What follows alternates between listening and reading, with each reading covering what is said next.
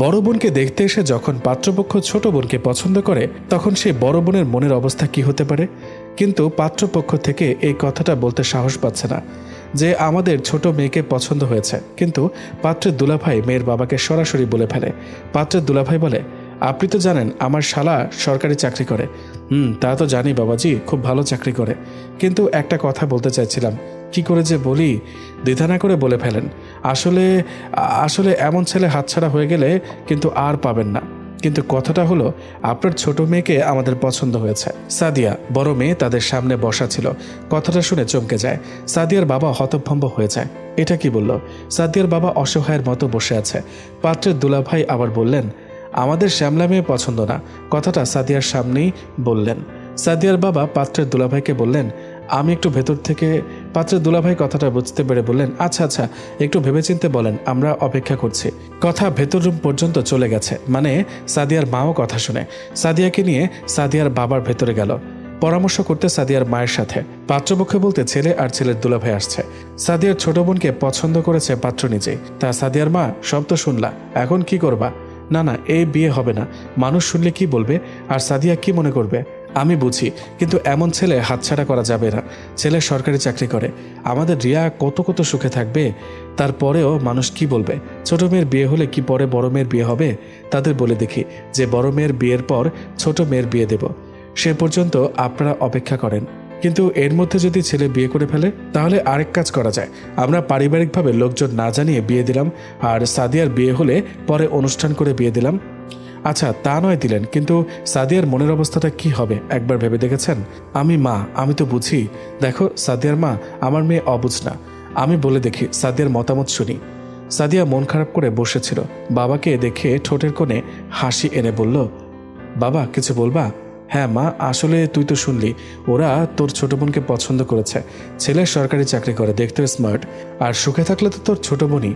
তাই তুই রাজি থাকলে রিয়ার সাথে বিয়ের কথা পাকা করতাম। তুই কি বলিস? সাদিয়া একবার তার মায়ের দিকে তাকালো, কিন্তু মা নীরব দর্শক হয়ে দাঁড়িয়ে আছে, কিছু বলল না। সাদিয়া বুঝে নিল মাও রাজি আছে। তখন সাদিয়া চুপসে গেল, নিচের দিকে মাথা দিয়ে বাবাকে বলল, তোমরা যা ভালো মনে করো, আমার কোনো আপত্তি নেই। তখন সাদিয়ার বাবা চলে গেল পাত্রপক্ষের কাছে আর বলল, বিয়েটা এখন হোক, তবে লোক জানাজানির দরকার নেই। বুঝেনি তো, বড় মেয়ে রেখে ছোট মেয়েকে বিয়ে দিচ্ছি, মানুষজন শুনলে কি বলবে? রিয়াও রাজি হয়ে গেছে, কারণ ছেলে তো ভালো। সাদিয়ার এতে খারাপ লাগছে না, ছেলে ভালো দেখে। খারাপ এই জন্য লাগছে, সাদিয়া দেখতে শ্যামলা। সাদিয়ার ইচ্ছা করছে মরে যেতে। মনের কষ্টটা কেউ বোঝার চেষ্টা করলো না। আমি সাদিয়া অনার্স 3য় বর্ষে পড়ি, আমার ছোট বোন অনার্স 1ম বর্ষে পড়ে। আমরা দুজনেই সরকারি সাদাত কলেজে পড়ি। আমার বাবা একজন ব্যবসায়ী, হোমটাউন টাঙ্গাইল। আজ যে ছেলে দেখতে আসছে তার নাম রাসেল। তো চলে যাই আবার গল্পে, আস্তে আস্তে সব জানা হয়ে যাবে। আজকেই রিয়া আর রাসেলের বিয়েটা আমাদের বাসায় হবে। রাসেলের বাসা থেকে লোকজন আসলো, কিন্তু আমি আর বাসায় টিকে থাকতে পারছি না। খুব কষ্ট হচ্ছে আমার কষ্টটা আমার নিজের মা বাবাও বুঝলো না। তাই কাউকে কিছু না বলে বাসা থেকে বের হয়ে গেলাম। তখন প্রায় সন্ধ্যা হয়ে আসছে। আমি চলে গেলাম রেল লাইনের দিকে। আমি জানি সন্ধ্যার সময় একটা ট্রেন আসবে। ট্রেনে করে কোথাও যাব না, আজ যাব জীবনটা শেষ করতে, শ্যামলা জীবন থেকে মুক্তি পেতে। আজ এই ঘটনা থেকে না, এর আগেও অনেক দেখতে আসছে, শ্যামলা বলে রিজেক্ট করে দিয়েছে। ট্রেন আসার সময় হয়ে গেছে। সাদিয়া রেল লাইনে দাঁড়িয়ে আছে। এমন সময় ট্রেনের হর্নটা বেজে উঠল, মানে ট্রেন চলে আসছে, আর মাত্র কয়েক সেকেন্ড, তারপরে এই দুনিয়া ছেড়ে চলে যাবে। ট্রেন বারবার হর্ন দিয়ে যাচ্ছে।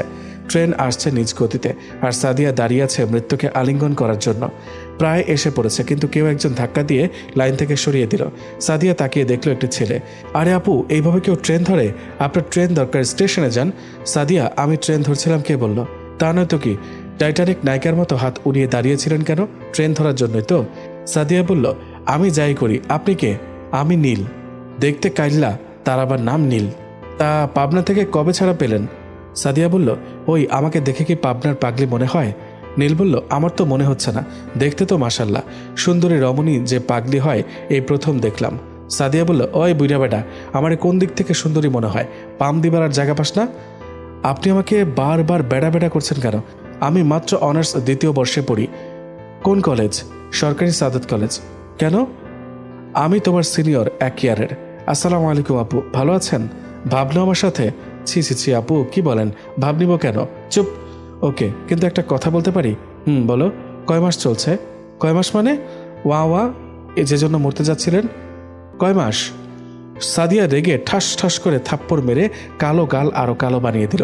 নীল গাল ধরে বলল, এটা কি করলেন? আমাকে মারবেন আগে বলবেন না? কত কষ্ট করে ক্রিম মেখে গালটাকে একটু ফর্সা বানিয়েছিলাম, আর আপনি আরো কালো বানিয়ে দিলেন। দেখো, ওইসব কিছু না। সব ঘটনা নীলকে বলল সাদিয়া। নীল সব শুনে বলল, এইটুকু কারণের জন্য মরবেন? এই যে দেখেন আমি কত কালো, কিন্তু কই, আমি তো কোনোদিন মরার কথা ভাবি না। প্রতিদিন রেল লাইনে এসে বসে থাকি, কিন্তু কোনোদিন তো মরতে গেলাম না। মানুষ কত কথা বলে, তাই বলে কি মরে যাব? কি করবো বলো, আমার কাছে যা ভালো মনে হয়েছে তাই করেছে। এসব বাজে কথা রাখেন তো, চলেন যাই, রাত হয়ে আসছে। তুমি কই থাকো? আমি মেসে থাকি। এখন বাসায় চলেন। না, আমি বাসায় যাব না। তাহলে কই যাবেন? তোমার সাথে যাব। আমার সাথে মানে? সোজা কথা বুঝো না, আমি বাসায় যেতে পারবো না। তুমি যেখানে নিয়ে যাবে আমি সেখানে যাব। ও মা গো, আমি তো মেসে থাকি, সেখানে কিভাবে যাবেন? আর আপনি আমার সাথে কেন যাবেন? আপনাকে বাসায় ছেড়ে আসি, চলেন। এই বেয়াদব ছেলে, মা বলবে না? আর আমাকে বাঁচালে কেন? এখন আমার থাকার বন্দোবস্ত তোমাকে করতে হবে। ওইটা আপনাকে বলি নেই। আমি বাঁচিয়েছি বলে আমার ঘাড়ে চড়ে বসবেন? রাত 10টায় একটা ট্রেন আছে, নেক্সট ট্রেনে মইরা যান। বাই, গুড নাইট, হ্যাপি মরন ডে। এই কি বললা? এখন যদি চিৎকার করি কি হবে বুঝতে পারছো? আমার ভুল হয়েছে মানুষ চিনতে। আপনাকে বাঁচিয়ে আজ যদি বাসায় যাই, আবার সুইসাইড করার চিন্তা মাথায় আসবে, নিজেকে কন্ট্রোল করতে পারবো না। তার চেয়ে ওর সাথেই চলে যাই। দেখে তো ভালোই মনে হচ্ছে, মনে মনে ভাবছে সাদিয়া। নীল বলল, এই যে বাসওয়ালি, আমি কি তাহলে ফেসে গেলাম? জি, ফেসে গেছো। এখন আমাকে নিয়ে কই যাবা? জানি না কই যাব, আমার ভয় লাগছে। এখান থেকে চলো। মরতে এসে আবার ভয়? এত কথা বাদ দিয়ে চলো তো, আমাকে নিরিবিলি কোথাও নিয়ে চলো। নীল রেললাইন থেকে বাজারে এসে টাঙ্গাইল সদরের উদ্দেশ্যে সিএনজিতে উঠল। সিএনজিতে বসে সাদিয়া জিজ্ঞেস করলো নীলকে, আচ্ছা আমরা কার বাসা যাচ্ছি? আমার সাথে আসেন, দেখেন কোথায় যায়। সিএনজি গিয়ে থামলো একটি হোটেলের সামনে। তখন নীল বলল, আপনাকে হোটেলে দিয়ে আমি মেসে চলে যাব। না, তুমি আমার সাথে থাকবে রাতে। কি? আপনার সাথে থাকবো মানে কি? আসলে আপনি কে? আপনি কি তোতলানো শুরু করে। সাদিয়া বলল, এই বেয়াদব ছেলে, থাপ্পড়ের কথা মনে নাই? নেগেটিভ চিন্তা করো কেন? নীল বলল, আসলে আপনার সাথে থাকতে বললেন তো, আমি একা একা রাতে রুমে ভয় পাই, তাই। একটা রুম নেওয়া হলো, কিন্তু একটা রুমে একটাই বেড। আর আজ খুব শীত, একটা কম্বল দেওয়া। আলাদা কোনো কম্বল দেওয়া নেই, কারণ স্বামী স্ত্রী পরিচয় উঠেছে। দুজনেই খুব চিন্তায় পড়ে গেল কি করা যায়। এক কম্বলের নিচে দুইজন। কার মনে কি আছে কে জানে। এখন রাত যতই হচ্ছে শীত ততই পড়ছে। আবার দুজনেরই খুব ঘুম পাচ্ছে। রাত 12টা বাজে।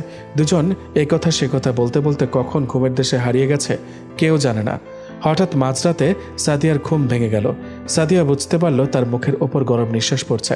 চোখ খুলতে দেখল দুজনের মুখ একদম মুখোমুখি। শুধু তাই না, একজন আরেকজনকে জড়িয়ে ধরে আছে।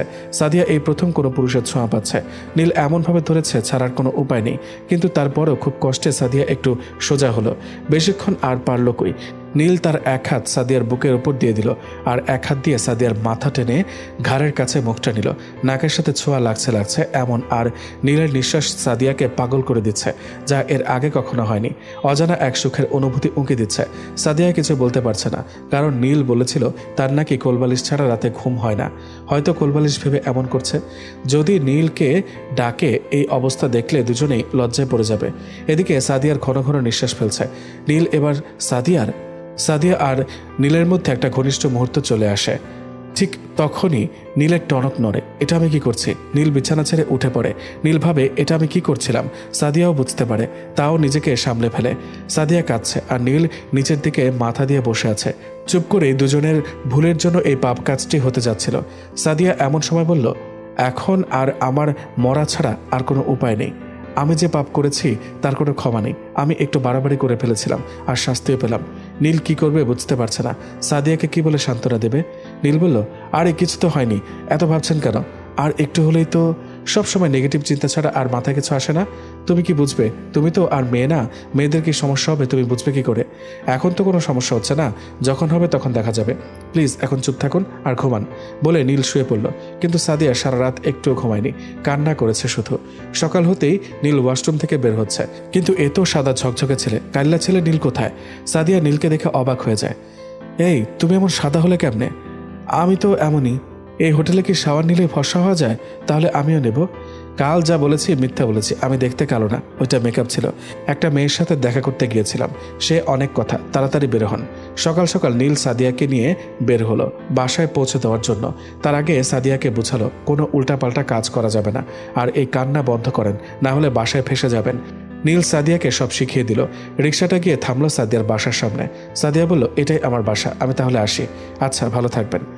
ভালো থাকবো মানে? আমাদের আর দেখা হবে না? হবে তো। তাহলে ভালো থাকবো মানে? আচ্ছা, আমার ভুল হয়েছে, সরি। সাদিয়া বলল, চলো না, আমার বাসায় যাবে। তা কি করে হয়? আমার ক্লাস আছে। তোমার নাম্বার দাও। নীল, আমার নাম্বার দিয়ে কি করবেন? দিতে বলেছি দিবা, কোনো কথা বলবে না। সাদিয়া বাসার ভেতরে প্রবেশ করে। সবাই বসে গল্প করছিল, কিন্তু একটিবার খোঁজ কেউ নেয়নি সাদিয়া কোথায় ছিল। সাদিয়া বাসায় যেতে মা বলল, তুই এত সকালে কই গিয়েছিলি? সাদিয়া তাদের কথা শুনলে বুঝলো তাদের যে আরেকটা মেয়ে আছে হয়তো তাদের মনেই ছিল না। সাদিয়া কিছু বলল না। রিয়ার বড় বসেছিল। বিয়েটা আমাদের বাসায় হয় আর রাতে এখানে ছিল।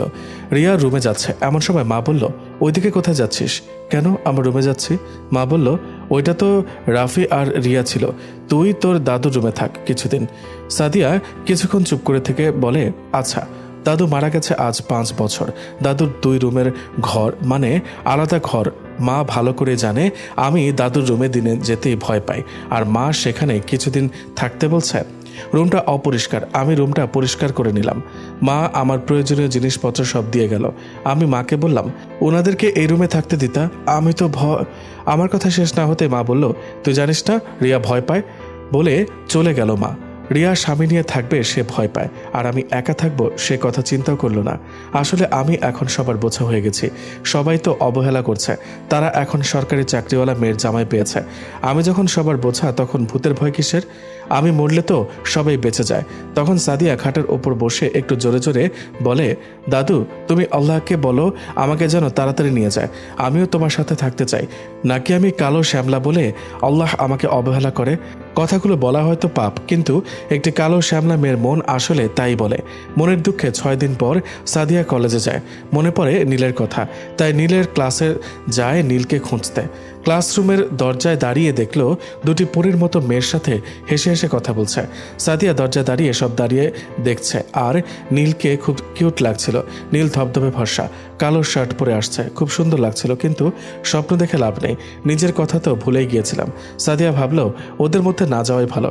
সাদিয়া চলে যাবে, হঠাৎ পেছন থেকে নীল ডেকে ওঠে, আপু আপু। সাদিয়া পেছন থেকে তাকিয়ে দেখে নীল ফুল হাতে হাঁটু গেড়ে বসে সাদিয়াকে বলল, আই লাভ ইউ। হঠাৎ নীলের ডাকে সাদিয়ার ধ্যান ভেঙে যায়। তার মানে এতক্ষণ দাঁড়িয়ে দাঁড়িয়ে দিনের বেলা স্বপ্ন দেখছিল।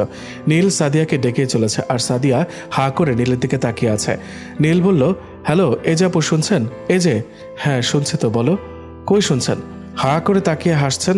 মাথা ঠিক আছে তো, নাকি আবার ট্রেন ধরতে যাবেন? না, চলেন ক্যাম্পাসে যাই। নাকি আমার সাথে যেতে সমস্যা আছে? না, কি সমস্যা থাকবে, চলেন যাই। নীল আর সাদিয়া ক্যাম্পাসের মাঠে গিয়ে বসলো মুখোমুখি। নীল বলল, এবার বলেন কি অবস্থা আপনার? শ্যামবরণ মেয়েদের অবস্থা আবার কেমন কাটছে একভাবে। এমনভাবে বলছেন কেন? যা সত্যি তাই তো বললাম, ভুল তো কিছু বলি নাই। নীল, কিছু খাবেন? তুমি খাওয়াবে কেন? আমি খাওয়াবো। কখন বললাম আমি খাওয়াবো? আমি খাবো, আপনি বিল দেবেন। হেসে হেসে বলল নীল, আচ্ছা তুমি খাও। আপনি কি খাবেন বলেন? আমি ফুচকা খাবো। তুমি কি খাবে? তাহলে আমিও খাবো। নীল ফুচকা খাচ্ছে, সাদিয়া তা মন ভরে দেখছে। ফুল হচ্ছে গাছের শোভা, ফুল দেখতেই ভালো লাগে কিন্তু ছিঁড়তে নেই। তেমনি নীলকে দেখতেই ভালো লাগে। সাদিয়া কখনো তার মনের অজানা কথা বলতে পারবে না। শ্যামবরণ তো তাই। শ্যাম বা কালো মেয়েদের ভালোবাসা বলতে কোনো কিছু নেই। বাবা মায়ের সংসারে সে বোঝা, স্বামীর সংসারে সে শুধুই তুই কালো বলে সম্বোধন, আর শাশুড়িদের কথা তো আছেই। তাই কালো মেয়েদের মনে ভালোবাসা জেগে উঠলে সেখানে দাফন করে ফেলতে হয়। নীল আবার ডাকছে সাদিয়াকে, এই যে আবার কই হারিয়ে গেলেন? না, কই? এই কথা সে কথা বলতে বলতে সাদিয়ার ফোনটা বেজে উঠল। সাদিয়ার বাসা থেকে ফোন আসছে, তাড়াতাড়ি বাসায় যেতে বলল। সাদিয়া বাসায় যেতে মা বলল, পাত্রপক্ষ এখনই চলে আসবে, তাড়াতাড়ি রেডি হ। সাদিয়া এটা প্রায় নিত্যদিনের কাজ। মা সাজার কি আছে, আসবে আমাকে রিজেক্ট করবে, এটাই স্বাভাবিক। আসলে তোর জন্যই বিয়েটা হয় না। তা আমি জানি, আমার জন্য বিয়েটা হয় না। মা বলল, এবার নাকি বিয়েটা হবে? এমন কি করে শিওর হচ্ছ আমার বিয়ে হবে এবার? আমি বললাম তাই হবে, দেখা যাক কি হয়। দুপুরে পাত্রপক্ষ আসলো, 2 জন। একজন মনে হয় পাত্রের বাবা, আরেকজন মনে হয় পাত্রের খালা বা ফুপু হতে পারে। আমি চা নাস্তা নিয়ে গেলাম, আমাকে দেখলো, তারপর বলল ভেতরে যাও। ভেতরে আসতে রিয়া বলল, কি আপু, পাত্র পছন্দ হলো? সাদিয়া বলল, পাত্র পছন্দ হয়েছে মানে? ওখানে পাত্র কই? পাত্রের বাবা আর ফুপু আসছে, এখানে পাত্র কই? রিয়া হাসতে হাসতে বলল, তুই পাত্রকে বলছিস? পাত্রের বাবা ওই টাক্কুই তো পাত্র, আর ওটা ওনার বোন। কাক্কু এর আগে 3টা বিয়ে করেছিল, বাচ্চা হওয়ার সময় শুধু মরে যায় বউ। রিয়া আরও বলল, আপু তুই বিয়েটা করে নে, না হলে আর এই জীবনে জামাই পাবি না। রিয়ার কথা শুনে সাদিয়ার মনটা খারাপ হয়ে গেল। এজন্য মা বলেছিল এই বিয়েটা হবেই। মা বাবা যখন চায় আমি মরে যাই, তাহলে তাই হোক, কতগুলো মানুষকে মুক্তি দিতে পারবো, আর নিজেও মুক্ত হতে পারবো এই জীবন থেকে। আর আত্মহত্যা মহাপাপ, খাতায় নামটি উঠল না। আসমান জমিনের মালিকও খুশি থাকলো। সাদিয়ার মা এসে বলল, ছেলের পছন্দ হয়েছে, বিয়ের কথাবার্তা একদম পাকাপাকি করে ফেলেছে। সাদিয়া তার মাকে বলল, মা আমাকে একবার জিজ্ঞেস করলে না আমার পছন্দ হয়েছে কিনা? মা বলল, তোকে জিজ্ঞেস করতে হবে কেন? তাই তো, আমাকে জিজ্ঞেস করবে কেন? কোরবানি দেওয়ার আগে কি পশুকে বলে তোকে কোরবানি দেওয়ার জন্য খাওয়াচ্ছি? আগামী শুক্রবার সাদিয়ার বিয়ে ঠিক হলো। বিয়ের একটি কার্ড নিয়ে সাদিয়া কলেজে গেল নীলকে দিতে। সাদিয়া নীলের ক্লাসরুমে গেল, কিন্তু নীল নেই। সেমিনারে গেল, নীল নেই। একজনকে জিজ্ঞেস করলো, আজ কি নীল কলেজে আসছে? বলল, আসছে, কিন্তু ক্লাস করবে না। সাদিয়া বলল, কেন? নীল আজ ডেট করছে ওর গার্লফ্রেন্ডের সাথে। কথাটা শুনে সাদিয়ার বুকের ভেতরটা মোচড় দিয়ে উঠল। হালকা হালকা চিনচিনে ব্যথা অনুভব করছে, কারণ সাদিয়ার মনে নীলকে নিজের জীবনে চাইতেও বেশি ভালোবাসে, শুধু প্রকাশ করতে পারে না নিজের গায়ের রঙের জন্য। সাদিয়া জানে যদি প্রকাশ করে তাহলে চোখের দেখাটাও তখন দেখতে পারবে না, তাই সাদিয়া কিছু বলে না। সাদিয়া ফোনটা বের করে নীলকে ফোন দেয়। হ্যালো নীল, তুমি কোথায়? হ্যাঁ আপু, আমি ডেট করতে আসছি। ওই তুই আপু কসকারে? আমারে আপু কবি না, আর তোর ডেট বাইর করবো আমি, এখন ক্যাম্পাসে আসবি। আপু আমি প্রথম ডেট করতে আসছি, প্লিজ দাঁড়ান, প্যারা দিবেন না। পাশ থেকে নীলের গার্লফ্রেন্ড ধমক দিয়ে বলল, এই তুমি ফিসফিস করে কার সাথে কথা বলো? নীল উল্টো ধমক দিয়ে বলল, দেখছো না আপুর সাথে কথা বলছি। আচ্ছা বাবু সরি, কথা বলো। ওই তোরে বাবু কইল কে? তুই না বললি ডেট করছিস, এর মধ্যে তোর মা আসলো থেকে? এখানে মা কই, আমার গার্লফ্রেন্ড আদর করে বাবু বলছে। তুই তোর গার্লফ্রেন্ডের কোলে উঠে বসে থাক, আমি ট্রেন ধরতে গেলাম। নীল বলল, আচ্ছা পৌঁছে একটা কল দিবেন। দিমু, আর সবাইরে বলে যাচ্ছি। এর জন্য দায়ী নীল মাহমুদ। কেন আপা, কই আসতে হবে বলেন? সেদিন যে কেন বাঁচাইছিলাম। এই তো ক্যাম্পাসে আসো, বসে আছি আমি। নীলের গার্লফ্রেন্ড বলল, এই তুমি কই যাচ্ছ?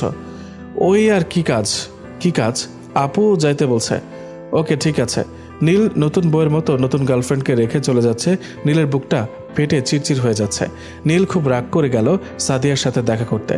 আজ সে রাগ দেখাবে সাদিয়াকে। সে কি পেয়েছে যখন তখন তাকে ডাকে? আমি কি তার বিয়ে করা জামাই? যা বলবে তাই শুনবো। সাদিয়া বসে আছে ক্যাম্পাসের মাঠে সবুজ ঘাসের ওপর। নীল গিয়ে সাদিয়ার সামনে ধপাস করে বসে পড়ল আর বলল, কি সমস্যা আপনার? সাদিয়া শান্ত মনে নীলের হাতে বিয়ের কার্ড দিয়ে বলল, আমার বিয়ে ঠিক হয়েছে, আগামী শুক্রবার আমার বিয়ে। নীল বলল, এই বিয়ের কার্ড দেওয়ার জন্য আমার নতুন বইয়ের নতুন গার্লফ্রেন্ড ফেলে আসলাম? সাদিয়া বলল, তার জন্য সরি। আচ্ছা ঠিক আছে, যাক একটা বিয়ের দাওয়াত পেলাম। আচ্ছা তোমার হবু স্বামী কি করে? দেখতে কেমন? ব্যবসা করে, আর দেখতে ওই যে বাদাম বিক্রি করছে মামা, ঠিক তার মতো। কি বলেন? আর খুব তাড়াতাড়ি আমার 40 খেতে পারবা। উনি আগে যে কটা বিয়ে করেছে সবগুলো মারা গেছে বাচ্চা হওয়ার সময়, আর আমি তো অভাগী, খুব তাড়াতাড়ি হয়তো আল্লাহ কবুল করে নেবেন। তাই বলে আপনিও রাজি হয়ে গেলেন? তাছাড়া উপায় কি? কে আছে বিয়ে করবে আমায়? যে রং নিয়ে জন্ম নিয়েছি এর চাইতে ভালো কই পাবো? এটা ঠিক হবে না। আপনি পড়াশোনা করেন, চাকরি করেন, অনেক ভালো ভালো ছেলে আপনার পেছনে লাইন ধরে দাঁড়িয়ে থাকবে বিয়ে করার জন্য। বাবা মাকে বলেছিলাম, কিন্তু তারা দায় থেকে মুক্ত হতে চায় বিয়ে দিয়ে। নীল বলল, আচ্ছা এইসব আমাকে কেন বলেন?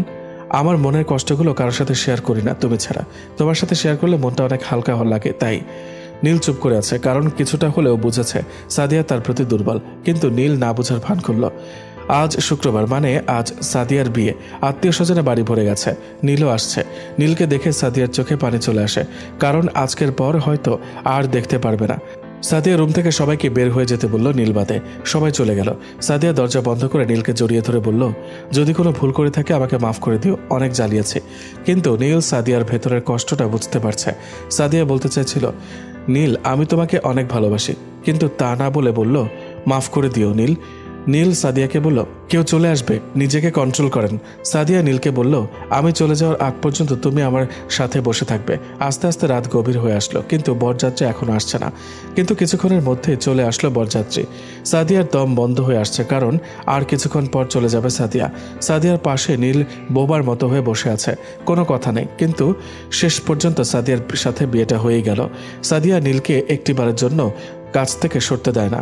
যতক্ষণ সাদিয়া তার পাশে নীল ছিল, সাদিয়া শুধু নীলের দিকে তাকিয়েছিল, চাতক পাখির মতো। হয়তো নীল কিছু বলবে তার আশায়, কিন্তু না, নীল একটি কথাও বলেনি। বিয়ের শেষে যখন সাদিয়াকে তুলে দিল তখন এক দৃষ্টিতে শুধু নীলের দিকে তাকিয়ে কাঁদছিল, কিন্তু নীল চুপ করেছিল, তখনও একটি কথা বলেনি। সাদিয়া চলে গেল শ্বশুর বাড়ি। নীল বিয়ে বাড়ি থেকে হাঁটতে হাঁটতে নিজের মেসের দিকে যাচ্ছে। মন নীলের ভীষণ খারাপ, অজানা কারণে একা একা লাগছে কেমন জানি। মনে হচ্ছে কিছু একটা গুরুত্বপূর্ণ জিনিস আমার লাইফ থেকে হারিয়ে গেল। নীলের কিছু ভালো লাগে না। নীল তার গার্লফ্রেন্ডের সাথে ব্রেকআপ করলো।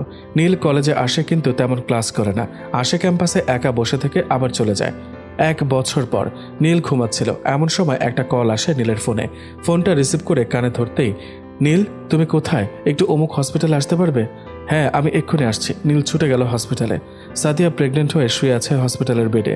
নীল গিয়ে দাঁড়ালো সাদিয়ার মাথার কাছে। সাদিয়া নীলকে দেখে একটু মুচকে আসে।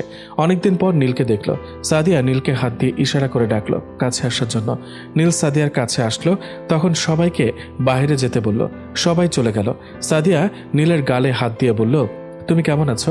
আমি ভালো আছি। তুমি আগের থেকে অনেক শুকিয়ে গেছো। ঠিকমতো খাওয়া দাওয়া করো না?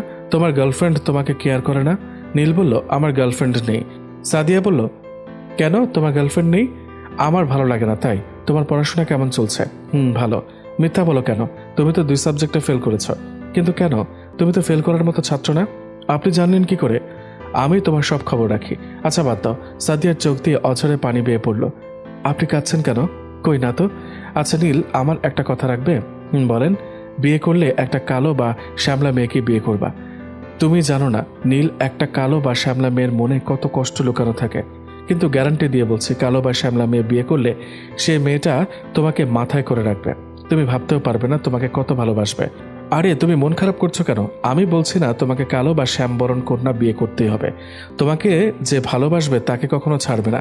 নীল বলল, কিন্তু এইসব কেন বলছেন? সাদিয়া মাথার কাছ থেকে একটা ডায়েরি বের করে নিয়ে নীলের হাতে দিয়ে বলল, এইটা নাও। নীল খুলতে চাইলে সাদিয়া বলে, এখানে না, বাসায় গিয়ে দেখবা। এবার সাদিয়া বলল, এখন তুমি যেতে পারো। কেন, আর কিছুক্ষণ থাকি না? না, এখন চলে যাও। নীল বাইরে বের হলো।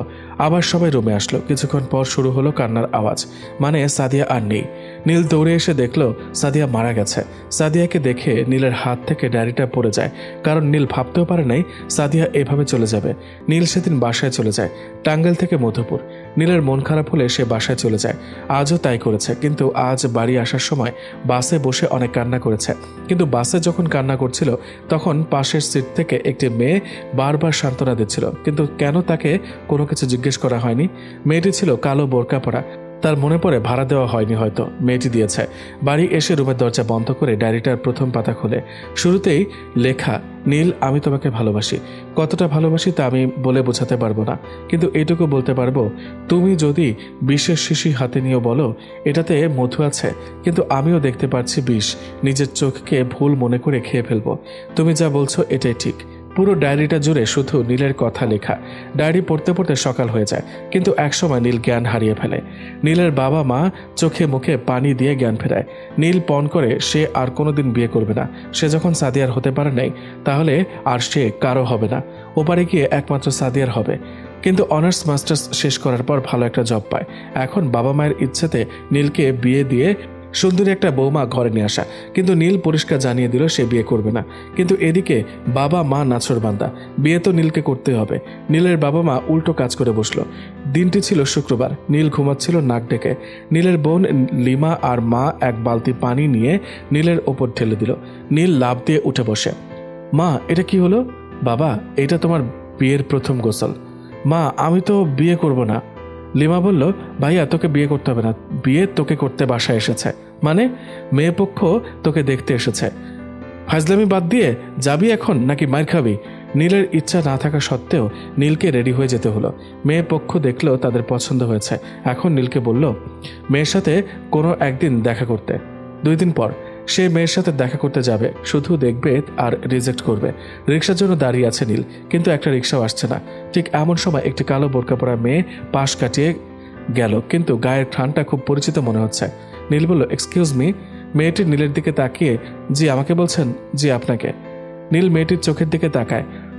চোখ দুটো চেনা চেনা লাগছে, খুব পরিচিত মনে হচ্ছে। মেয়েটির মুখ ঢাকা, শুধু চোখ দেখা যাচ্ছে। নীল জিজ্ঞেস করলো, আচ্ছা আমাকে চেনেন? মেয়েটি উত্তর দিল না। আপনি কে? ও সরি, মনে হয় আমার ভুল হয়েছে। মেয়েটি চলে গেল। কিন্তু চোখ দুটি সাদিয়ার মতো, আর ঘ্রাণটাও। সাদিয়ার স্মৃতি আজও নীলকে তাড়া দিয়ে বেড়ায়। কিন্তু নীল মেয়েটির পিছু নিল। নীল মেয়েটির পিছু নেয়। যেতে যেতে বাসা পর্যন্ত চলে যায় নীল। তারপর যায় পাত্রী রিজেক্ট করতে। মেয়েটি রেস্টুরেন্টে কানে হেডফোন দিয়ে বসে পা দুলাচ্ছে। আমি গেলাম আর জিজ্ঞেস করলাম, আপনি কি অর্পি? অর্পি কান থেকে হেডফোন খুলে বলল, জি। আমি আবার বললাম, আপনি কি অর্পি? জি আমি অর্পি। আপনি নীল? আমি নীল। বসতে পারি? না, দাঁড়িয়ে থাকেন। কেন? আরে ভাই, চেয়ার তো আপনার জন্য, আর আপনাকে দেখার জন্য আসছি। আপনি ছাড়া কে বসবে? অনুমতি নেওয়া হচ্ছে একটি ভদ্রতা। ও, আমি তো অভদ্র মেয়ে, একটা খাচ্ছন্নি, এইসব বুঝি না। শিখে নেবেন। আচ্ছা 1 মিনিট, আম্মাকে একটা ফোন দেই। অর্পি ফোনটা বের করে তার মাকে ফোন দিল। হ্যালো মা, জামাই আমার পছন্দ হয়েছে, তাড়াতাড়ি বিয়ের ডেট ঠিক করো। অর্পির মা বলল, নীলের তোকে পছন্দ হয়েছে? আমাকে পছন্দ করবে না এমন ছেলে আছে? তারপরেও নীলের পছন্দ অপছন্দের একটা ব্যাপার আছে না? ফোনটা কানে দিয়ে নীলকে জিজ্ঞেস করলো, ওই আমাকে আপনার পছন্দ হয়েছে? নীল বলল, প্লিজ দয়া করে ফোনটা একটু রাখুন, কথাবার্তা বলি আমরা। অর্পি বলল, মা তোমার হবু মেয়ে জামাই দয়া করে ফোন রাখতে বলছে, কি জানি কি কথাবার্তা বলবে, এখন রাখি। ফোন রেখে অর্পি বলল, কি বলবেন বলেন। নীল সরাসরি বলে দিল, আপনাকে আমার পছন্দ না। কথাটা শুনে অর্পি মনে হলো আকাশ থেকে পড়ল। অর্পি বলল, আমাকে এই প্রথম কোনো ছেলে রিজেক্ট করলো। তা মশাই, আপনি কোন রাজকন্যার জন্য আমাকে রিজেক্ট করলেন? আপনি অসম্ভব সুন্দরী একটা মেয়ে, যে কোনো ছেলেই আপনাকে পেয়ে ভাগ্যবান মনে করবে। তাহলে আপনি ভাগ্যবান মনে করতে পারছেন না কেন? কারণ আমার শ্যামবরণ মেয়ে বা কালো মেয়ে পছন্দ। মানুষ সুন্দরের পেছনে ছোটে, আর আপনি অসুন্দরের পেছনে। আপনার মাথার সমস্যা আছে। নীল হেসে বলল, মাকাল ফল চেনেন? চিনি তো। নীল বলল, মাকাল ফল উপরে দেখতে কিন্তু অনেক সুন্দর, কিন্তু ভেতরটা দেখেছেন? আমাকে কি বোঝাতে চাইছেন? বুঝলে বুঝবো, তা না বুঝলে ওই যেটা ভাবছেন সেটাই। আমি যাই বাই। অর্পি কিছুক্ষণ চুপ করে থেকে চিল্লিয়ে উঠল, এই তার মানে আপনি মাকাল ফলের মতো উপরে সুন্দর আর ভেতরে কালো? কথাটা শুনে নীল একটা হাসি দিয়ে চলে গেল। অর্পি বলল, নীল আমি তোমাকে বিয়ে করব, যতই কালো খুঁজে বেড়াও। আমাকে রিজেক্ট করো, তাই না? নীল বাসায় গিয়ে ফ্যানটা ছেড়ে বিছানায় বসে আছে। মা এসে বলল, আমি জানতাম তোর পছন্দ হবে, কি মিষ্টি মেয়ে। নীল বলল, কার কি পছন্দ হলো মা? কি বলছো? কার কথা আবার? অর্পি আমাকে সব বলেছে ফোন করে। কি বলেছে মা? তোকে নাকি ও রিজেক্ট করেছিল, তারপর তুই হাতে পায়ে ধরে রাজি করিয়েছিস। এইসব বলেছে তোমাকে? তাই বলেছে। আর বলেছে তোদের প্রেম হয়ে গেছে, এখন একটু মান অভিমান চলছে, ঠিক হয়ে যাবে। নীল বলল, মা আমি ওই মেয়েকে রিজেক্ট করেছি, ও না। আর কি চয়েস তোমাদের! ওই মেয়ে তোমাদের দিনে 7 বার করে নাকানি চুবানি খাওয়াবে আর ঝগড়া করবে। মা বলল, বাবা সব ঠিক হয়ে যাবে। জানি তুই এইসব বলবি। কেমনে জানলা? অর্পি বলেছে তুই এইসব বলবি। আসলে তাই তো বললি। ওই মেয়ে সারাদিন সাজুগুজু নিয়ে পড়ে থাকবে, তোমাকে রান্না বান্না করে খাওয়াবে না, উল্টো তোমাকে রান্না বান্না করে ওকে খাওয়াতে হবে। আর ওই মেয়ে সারাদিন ধরে টিকটক করে বেড়াবে। মা বলল, এত সুন্দরী মেয়ে দিয়ে কি আমি রান্না করাবো? তুই ভাবলি কি করে? আর যা ইচ্ছা করবে। মা আমার পছন্দ আছে। মা বলল, জানি তোর কি পছন্দ আছে, কালো শ্যামলা মেয়ে, তাই তো? কিন্তু তুমি জানলে কি করে? বৌমা বলেছে। নীল বুঝতে পারলে ওই মেয়ে মাকে হাত করে নিয়েছে, যা বলার ওই মেয়েকে বলতে হবে। যদি নেক্সট টাইম দেখা হয় তাহলে ইচ্ছা মতো ছেড়ে দিব। নীলের অফিসে নতুন স্টাফ নেবে। নীল অফিস যেতেই বস ডেকে বলল, আজ ইন্টারভিউ আছে, আমি চাই আপনি আর আরিফ সাহেব ইন্টারভিউ নেন। নীল বলল, জি স্যার, আমি আরিফ সাহেবকে নিয়ে যাচ্ছি। আরিফ ভাইকে নিয়ে ইন্টারভিউ বোর্ডে গেলাম, কিন্তু আরিফ ভাই আমাকে বলল, নীল ভাই সুন্দরী মেয়ে দেখে সিলেক্ট করব, কিন্তু যদি আপনার কোনো একটা ব্যবস্থা করা যায়। আপনি না ভাই, আমি কি? আমার তো বউ আছে, আপনার তো একজন কথা বলার মানুষের দরকার। ভাই চুপ করেন, আসছে একজন। কিন্তু লাস্টে একজনের ডাক পড়ল। নীল দেখেই তাকে চিনে ফেলে, সেই কালো বোরকা পরা মেয়েটি। আরিফ ভাই জিজ্ঞেস করেছে, আপনার নাম? উম্মে মাইশা। নীল মেয়েটির চোখের দিকে তাকিয়ে আছে। মেয়েটির নাম উম্মে মাইশা। কিন্তু নীলের খুব ইচ্ছা ছিল, কারণ কাজল কালো, চোখ দুটো ঠিক সাদিয়ার মতো, আর যে পারফিউমটা উনি ইউজ করছেন সেই পারফিউম সাদিয়া ইউজ করত। নীল আরিফকে ইশারা দিল মাইশাকে মুখ খোলার জন্য।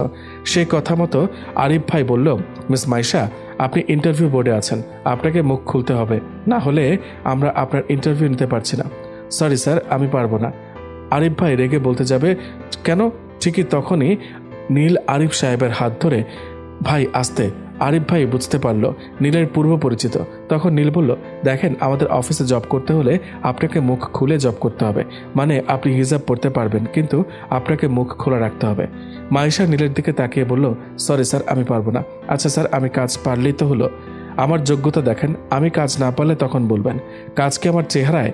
নীল বলল, দেখেন, আমরা বলছি না আপনার যোগ্যতা নাই, কিন্তু এটা আমাদের অফিসার রুলস। আমরা কাকে জবটা দিচ্ছি দেখব না? মাইশা আরও বলল, যে পর্দা করে পারলে তাকে হেল্প করুন, তাকে আরও উৎসাহ দিন। কিন্তু কিছু মানুষ আছে আমাদের সমাজে যারা পর্দাতে অ্যালার্জি আছে। মাইশার কথা শুনে মনে পড়ল সেদিন বাজারে মুরগি কিনতে গিয়ে সেলিম ভাইয়ের মেয়ে আসলো দোকানের টিফিনের টাকা নিতে। মেয়েটি ক্লাস 8-এ পড়ে। সেলিম ভাই টিফিনের টাকা দিল। মেয়েটি টাকা হাতে নিয়ে বলল, আব্বা চলো না স্কুলে যাই। সেলিম ভাই বলল, কেন? স্যার বোরকা পরে ঢুকতে দেয় না ক্লাসে, সেদিন বের করে দিয়েছিল। আমি তো স্যারকে বলে দিয়েছি 2 দিন আগে। না আব্বা, তারপরেও কথা বলে। আমি বোরকার নিচে স্কুল ড্রেস পরেছি, তারপরেও কথা বলে। তখন সেলিম ভাই বলল, দেখেছেন নীল, বাংলাদেশ নাকি 95% মুসলিম রাষ্ট্র। সেলিম ভাই তখন বলল, তুমি যাও, আজ যদি কথা বলে তাহলে বলবা আমার বাবা মুরগি কাটার ছুরি দিয়ে বাজারে ফেলে জবাই করবে। আরিফ ভাইয়ের হাতের ধাক্কায় আমি ভাবনার জগৎ থেকে ফিরলাম। সামনে তাকিয়ে দেখি ফাঁকা চেয়ার। নীল তখন আরিফ ভাইকে বলল, আরিফ ভাই, মেয়েটি কোথায়? আরিফ বলল, সে কখনই চলে গেছে। নীল বলল, আমাকে বললেন না কেন? আচ্ছা এটা বলেন নীল ভাই, আপনি কি মেয়েটাকে চেনেন? চিনি বলতে আপনি যেমন দেখলেন আমিও তেমন দেখেছি। আচ্ছা বাদ দেন নীল ভাই, তা কাকে সিলেক্ট করবেন? কেন মাইশাকে? প্লিজ ভাই। আচ্ছা বুঝলাম, কিন্তু উনি তো মুখ খুলে কাজ করবে না, তো বস তো আর মানবে না। নীল তখন বলল, বসকে আমি বোঝাবো। আরিফ ভাই বলল, কি নীল সাহেব, কিছু চলছে নাকি? হারে না ভাই, মাইশাকে ফোন দেন আর বলেন কাল থেকে জয়েন করতে। নীলের কথা মতো আরিফ সাহেব ফোন দিলেন মাইশাকে, কিন্তু মাইশা জব করবে না বলে আরিফকে না করে দিলেন। আর আরিফকে এটাও বললেন, আপনার কলিগের ভাবসাব বেশি একটা সুবিধার না। আরও অনেক কথা বলে না করে দিলেন। আরিফ ভাই ফোনটা রেখে, নীল ভাই, এটা মানুষ নাকি হাইব্রিড করলা, মুখের উপর না করে দিল। তা নীল ভাই এখন কি করবেন? ফোন নাম্বারটা নিয়ে যান, ট্রাই করেন, কাজ হলেও হতে পারে। আমার তো মনে হয় না হবে।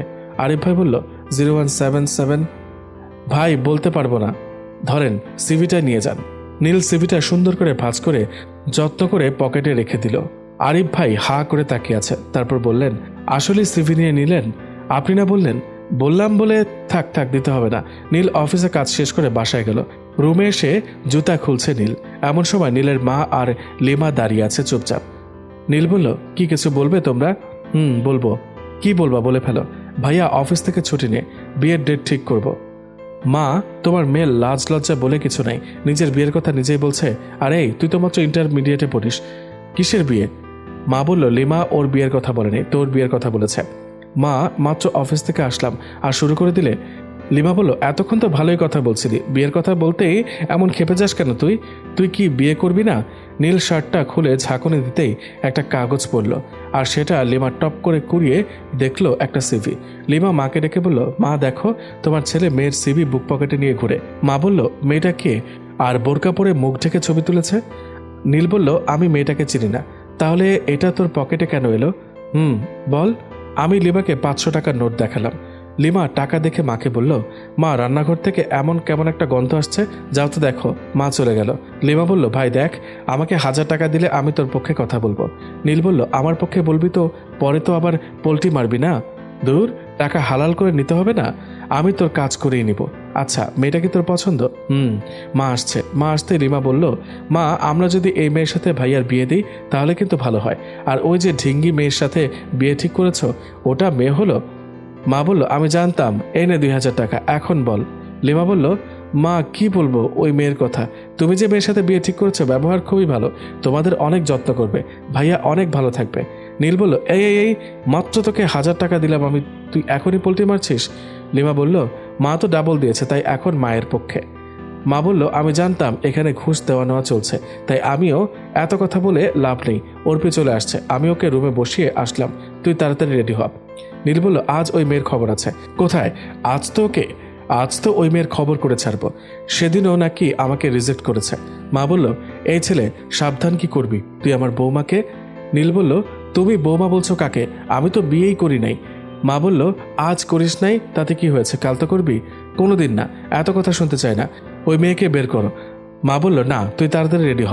বলে মা চলে গেল। আমি পোশাক চেঞ্জ করে গোসল করে বের হলাম। ছায়ার মতো দেখলাম আমার রুমের মধ্যে কেউ বসে আছে। এই আপনি কে? হ্যাঁ আমি অর্পি। নীলের পরনে শুধু একটা ট্রাওয়াল পরা। নীল বলল, আপনি আমার রুমে কেন? যান যান। নীল লজ্জায় বিছানার চাদর দিয়ে শরীর ঢাকে। অর্পি চোখ চেপে ধরে নীলের রুম থেকে বের হয়ে গেল। বুঝলাম মেয়েটিকে আমাকে জ্বালাতে চায় নাকি। পরে আসছে কি জিন্স প্যান্ট আর টি শার্ট। এই মেয়েকে নাকি আবার আমি বিয়ে করব। নীল রুম থেকে লুঙ্গি পরে বের হলো। অর্পি দেখে বলল, আপনি আমার সাথে বের হবেন না? না, আমি আপনার সাথে কেন বের হব? অর্পি মাকে ডেকে বলল, শাশুড়ি মা, আপনার ছেলে দেখেন আমার সাথে যেতে চাচ্ছে না। মা রান্নাঘর থেকে বলল, আমি গরম খুন্তি নিয়ে আসছি। মায়ের গরম খুন্তির কথা শুনে প্যান্ট পরে বের হলাম ভয়ে। অর্পি নিয়ে গেল একটি রেস্টুরেন্টে। তার বয়ফ্রেন্ডের সাথে আমাকে পরিচয় করিয়ে দিল। তারপর অনেক কথা বললাম। ওনারা বলল, যাক বাবা, সব শেষে আমি বিয়ে আর অর্পির হাত থেকে বাঁচলাম। অনেক রাতে বাসায় ফিরলাম। মাকে ডেকে বললাম, কেমন মেয়ের সাথে বিয়ে ঠিক করেছো যার বয়ফ্রেন্ড আছে? আমি বিয়ে করলে নাকি পরের দিন পালাবে। আরও অনেক ভাব নিয়ে কথা বললাম। মা কোনো কথা না বলে চুপচাপ চলে গেল। নীল ফ্রেশ হয়ে ঘুমাতে যায়। সাদিয়ার কথা ভাবতে ভাবতে একটা কথা মনে পড়ে যায়। সাদিয়াকে একদিন একটি ছেলে বিউটিফুল বলেছিল। সেদিন সাদিয়ার মতো খুশি মনে হয় না আর পৃথিবীতে দ্বিতীয় কোনো ব্যক্তি ছিল, কারণ ওই প্রথম কোনো ছেলে সাদিয়ার প্রশংসা করে। পরের দিন আমাকে এসে বলে, নীল আমার দিকে ভালো করে তাকাও তো। কেন, কি হয়েছে? আমি কি ফর্সা হতে শুরু করেছি? কই না তো, আগের মতোই দেখা যাচ্ছে। আরে ধুর, তুমি ভালো করে দেখো। দেখলাম তো, সে আগের মতোই। তাহলে কাল যে একটি ছেলে বলল আমি দেখতে নাকি বিউটিফুল। সাদিয়া হো হো করে হেসে দেয়। আমি কিছু বুঝলাম না, তাই জিজ্ঞেস করলাম, আপনার তো মন খারাপ করার কথা। কিন্তু সাদিয়া চুপ ছিল। ডায়েরিতে লেখা দেখলাম, যখন মানুষ আমাকে কালো বলে টিটকারি করে তখন আমার খুব কষ্ট হয়, কিন্তু নীল যাই বলুক আমার কোনো কষ্ট লাগে না। আমি জানি না নীলের ওপর কেন রাগ বা অভিমান করতে পারি না। কথাগুলো মনে পড়ে নীলের চোখ বেয়ে অশ্রু টলটল করে। প্রতিদিন নীল কাঁদে আর বলে, সাদিয়া তুমি আর একবার ফিরে আসো, আমি তোমাকে আর হারাবো না, কোনোদিন ছেড়ে যাব না, প্লিজ একবার ফিরে আসো সাদিয়া। মোবাইলে থাকা সাদিয়ার পিকচারটা দেখে নীল, মনকে শান্ত করে। পিকচারটা নীল তুলেছে। নীল যখন সাদিয়ার দুষ্টমি মুডে ছিল, পিকচারটাতে সাদিয়া হালকা জিহ্বা বের করে ছোট ছোট দাঁত দিয়ে কামড়ে ধরে আছে, আর মুখে হালকা দুষ্টুমি হাসি, আর এক চোখ বেশ বন্ধ আর এক চোখে কম বন্ধ। নীলের কাছে পিকচারটা দারুণ লাগছে। এইসব ভাবতে ভাবতে নীল ঘুমের রাজ্যে হারিয়ে যায়। সকালবেলা নীল অফিসে যাবে, টাইটা খুঁজে পাচ্ছে না। মাকে ডাকলাম, কিন্তু মা কোনো জবাব দিচ্ছে না, হয়তো নাস্তা রেডি করতে ব্যস্ত। এদিকে লেট হচ্ছে অফিসে। এমন সময় নূপুরের আওয়াজ শোনা যাচ্ছে। নূপুরের ঝুনঝুন শব্দ আসছে মেঝে থেকে, তাই নিচে ফ্লোরের দিকে তাকায়। নূপুর পরা পা দেখা যাচ্ছে। লিমা তো নূপুর পরে না, তাহলে কে? নীল শাড়ি পরা আস্তে আস্তে নীলের নজর পা থেকে উপরে ওঠে। হাতে নীলের টাই। মুখের দিক তাকাতেই নীল 16 ভোল্টের ঝাঁকুনি খায়। এটা কি করে সম্ভব? সাদিয়া টাই হাতে নিয়ে দাঁড়িয়ে আছে। নীল সাদিয়াকে দেখে নিজের হাতে চিমটি কেটে দেখলো এটা স্বপ্ন না সত্যি। কিন্তু এটা কি সম্ভব? যাকে আমি নিজের হাতে মাটি দিয়ে আসলাম সে কি করে জীবিত থাকে? নীল বলল, তুমি এখানে কি করে? সাদিয়া বলল, তুমি আমাকে এত ভালোবাসো, আমি কি সাড়া না দিয়ে পারি বলো? মানে এত কিছু বুঝতে হবে না তোমার। এই নাও টাইটা পরে তাড়াতাড়ি অফিসে যাও, লেট হয়ে যাচ্ছে। নীল বলল, এটা বলো তুমি কেমনে আসলে? একবার বলেছে না অফিসে যাও, কোনো কথা বলবো না, তাহলে কিন্তু আমি চলে যাব আর আসবো না। নীল বলল, না না এমনটি করো না, আমি যাচ্ছি অফিসে। সাদিয়া বলল, গুড বয়। নীল বলল, কিন্তু তুমি কোথায় থাকবে? কেন, তোমার রুমে। নীল বলল, যদি মা বাবা বা লিমা আসে তাহলে তো কেলেঙ্কারি হয়ে যাবে, আমি লুকিয়ে থাকবো। তুমি যাও তো, এখন লেট হচ্ছে। নীল সাদিয়াকে রেখে ভয়ে ভয়ে বাসা থেকে বের হলো। সব কিছুই কেমন স্বপ্নের মতো লাগছে। অফিসে গিয়ে আরিফ ভাইকে বললাম, ভাই মৃত মানুষ কি আবার ফিরে আসে? আরিফ ভাই আমাকে ধমক দিয়ে বলল, তোর মিয়া কি বলেন, মৃত মানুষ কোন দিক দিয়ে ফিরে আসে? আপনি জানেন না কোনোদিনও ফিরে আসে না? আমিও তো জানি, কিন্তু ও আসলো যে। কে আসলো? কিছু না, কেউ না। আপনি না ভাই, কখন যে কি বলেন। নীল অফিসে কাজ শেষ করে লাঞ্চের সময় মনে পড়ল হঠাৎ সাদিয়া তাকে বাসায় একা রেখে এসেছে, তাই বসের কাছে বলল ইমার্জেন্সি বাসায় যেতে হবে। বসের কাছে বলে নীল আর এক মুহূর্ত দেরি করল না, বাসার দিকে ছুটল। বাসায় গিয়ে দরজা নক করলাম, কিন্তু খুলছে না। 5 সেকেন্ড না হলেও আমি 20টা চাপ দিয়েছি কলিং বেলে, কিন্তু এত সময় লাগছে কেন? মায়ের কি করেছে ভেতরে? মা দরজা খুলে, নীল তুই এই সময়, তুই ঠিক আছিস বাবা? কোনো অসুখ বিসুখ হয়নি তো? মা দরজা খুলতে এত সময় লাগে কেন? আর আমার কিছু হয়নি, এমনি চলে আসছি। আমি দেরি করলাম কই, ড্রয়িং রুম থেকে আসলাম শুধু। মাকে আর কিছু না বলে তাড়াহুড়ো করে আমার রুমে গিয়ে দরজা লক করে দিলাম। গিয়ে দেখি রুম ফাঁকা, কেউ নেই। খাটের নিচে দেখলাম নেই, ভাবলাম আলমারিতে আছে, কিন্তু সেখানেও নেই। হতাশ হয়ে বসে রইলাম বিছানায়।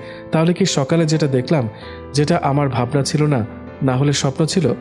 বসে আছি এমন সময় মা দরজা নক করছে আর ডাকছে। আমি দরজা খুলে বললাম, কি হয়েছে মা, ডাকছো কেন?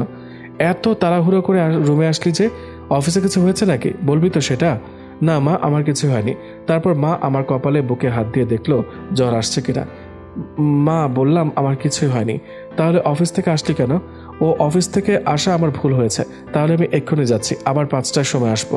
তোর বোকা ছেলে, আমি কি তাই বলেছি নাকি? নীল মায়ের কোলে মাথা রেখে শুয়ে পড়ল। মা নীলের মাথায় হাত বুলিয়ে দিচ্ছে। মা তখন জিজ্ঞেস করলো, কি নিয়ে চিন্তায় আছিস আমাকে বল। আমি টেনশনে আছি? কে বলল? তোর মাথায় যখন টেনশন চাপে তখন তুই। মাকে থামিয়ে দিয়ে বললাম, এমনি মায়ের কোলে কি ছেলের মাথা রাখতে পারে না? আচ্ছা আচ্ছা, তোর বলতে হবে না, চল খাবি। লিমা কলেজ থেকে ফিরেছে? মাত্র আসলো। আর বাবা কই? কাজ নিয়ে ব্যস্ত আছে, আসবে না, রাত হবে। আচ্ছা যাও, আমি চেঞ্জ করে আসছি। আমি যখন বাসা থাকি তখন লুঙ্গি পরেই থাকি, তাই লুঙ্গি পরে খাবারের টেবিলে গেলাম। গিয়ে দেখি লিমার পাশে একটা মেয়ে বসে আছে। লিমা আমাকে দেখে উঠে এসে হাত ধরে টেনে রুমে নিয়ে গিয়ে বলল, ভাইয়া তুই এমন কেন? আমার একটা ফ্রেন্ড আসছে, আর তুই এরকম কামলার মতো বের হলি? আমি তো এমনই, আমি আবার কি করলাম?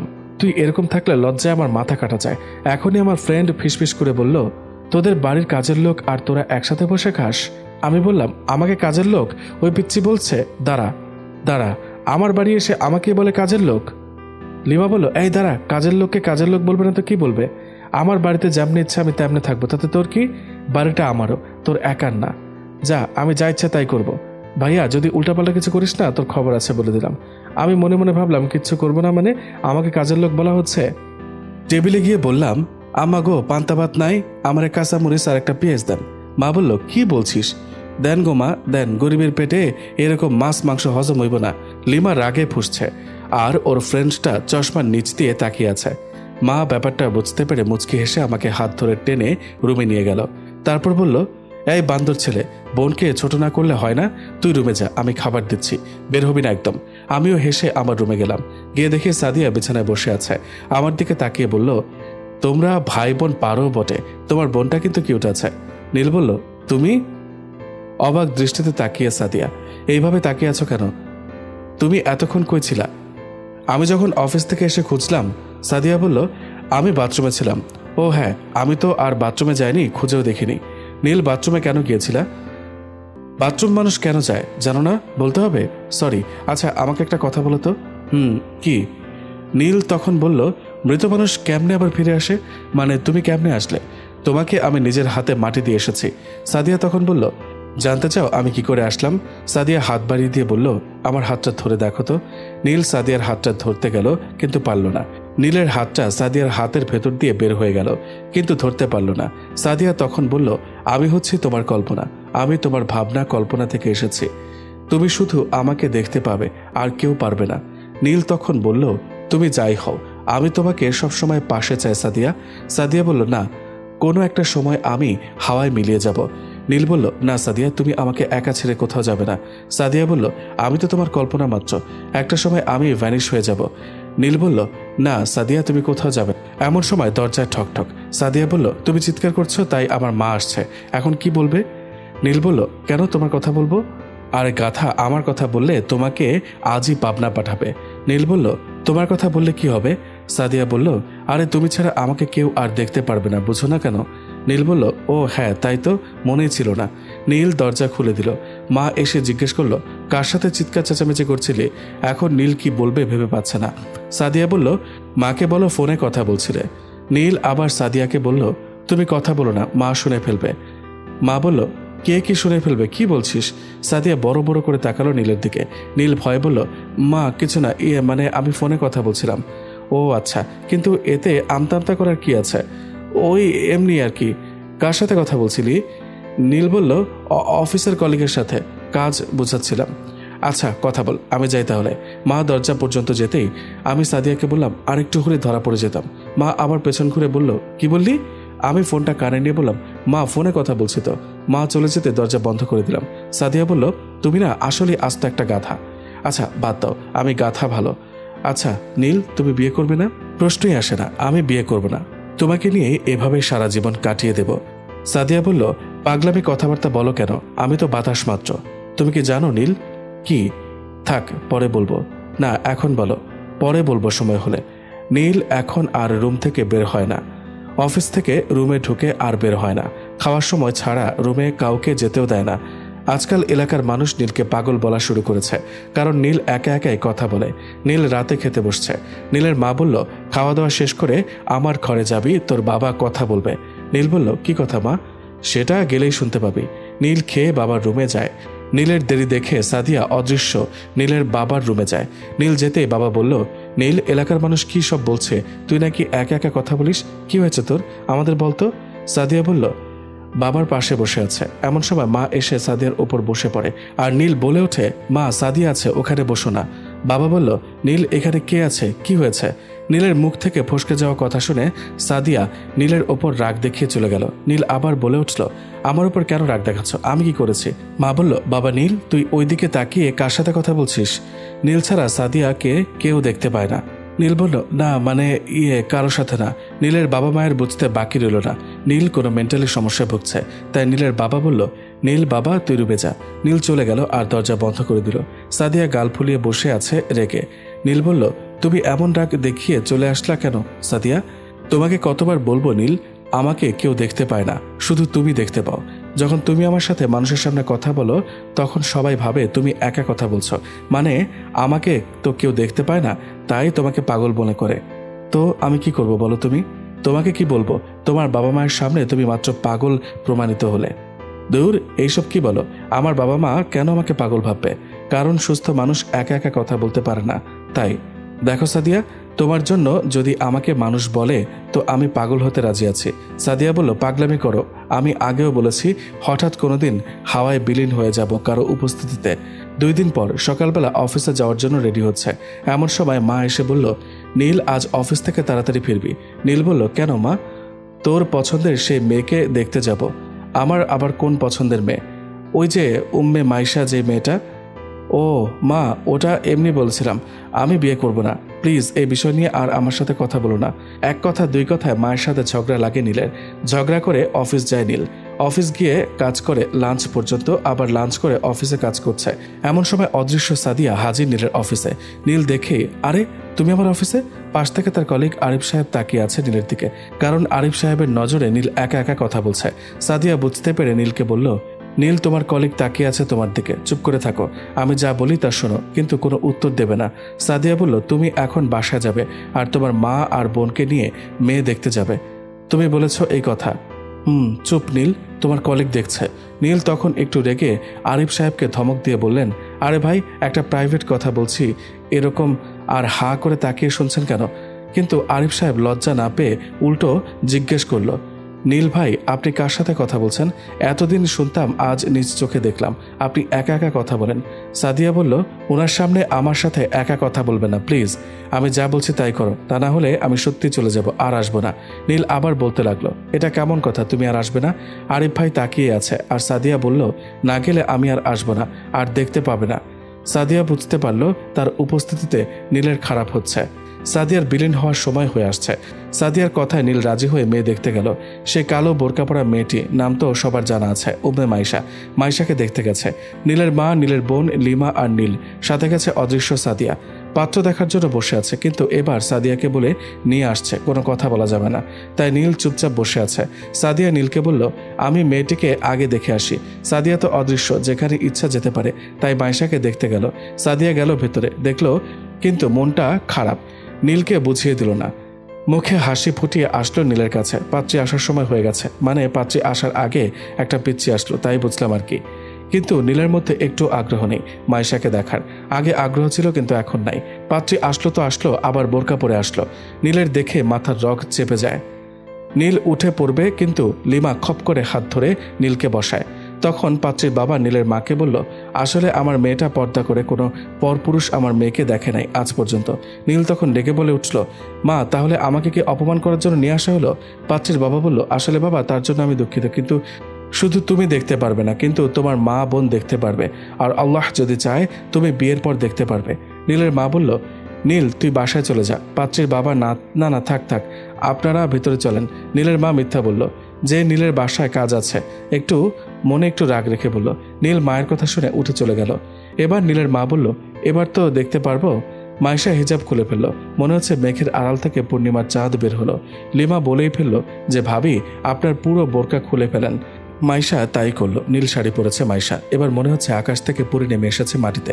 নীলের মায়ের সব রাগ মিটে গেল মাইশাকে দেখে। নীলের মা মাইশার বাবাকে বলল, আপনাদের কি আমার ছেলে নীলকে পছন্দ হয়েছে? মাইশার বাবা বলল, আসলে আমি একা ডিসিশন নিলে তো হবে না, মেয়ের মা আছে, তাকেও তো জিজ্ঞেস করতে হবে, তারপর মেয়ে আছে। নীলের মা মাইশাকে সরাসরি জিজ্ঞেস করলো, আচ্ছা মা, আমার ছেলেকে তোমার পছন্দ হয়েছে? মাইশা উত্তর দিল, আমার বাবা মা যা বলবে তাই। নীলের মা বলল, এবার আপনারা বলেন। মাইশার বাবা মাইশার মাকে ডাকলেন, কই গো, এদিকে এসো। মাইশার মা এসে বসলেন আর নীলের দিকে তাকিয়ে আছে। নীলের মাও তাকিয়ে আছে। নীলের মা বলল, কে তুই? সালমা না? মাইশার মা বলল, তুই লায়লা না? নীলের মা বলল, আমি লায়লা। আমি সালমা বলে দুজনকে জড়িয়ে ধরে, কত বছর পর তোর সাথে দেখা, কেমন আছিস? আমি ভালো, তুই কেমন আছিস? আমিও ভালো।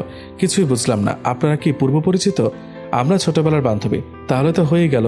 মাইশা, তাহলে তোর মেয়ে লায়লা বেগম? আমার মেয়ে। আচ্ছা, আমার ছেলেকে তোদের পছন্দ হয়েছে?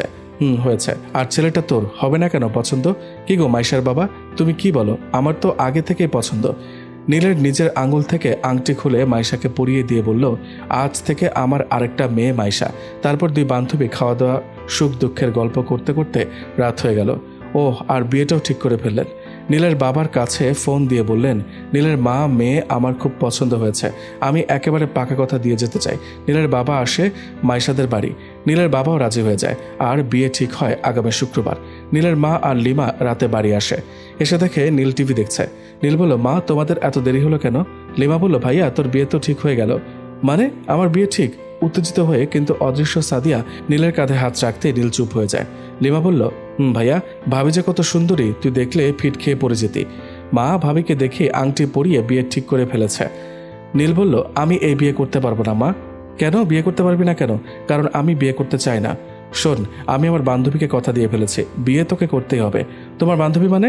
আমার ছোটবেলার বান্ধবী, অনেক বছর পর আজ দেখা হয়েছে। আর তুই বিয়ের জন্য প্রস্তুত হ।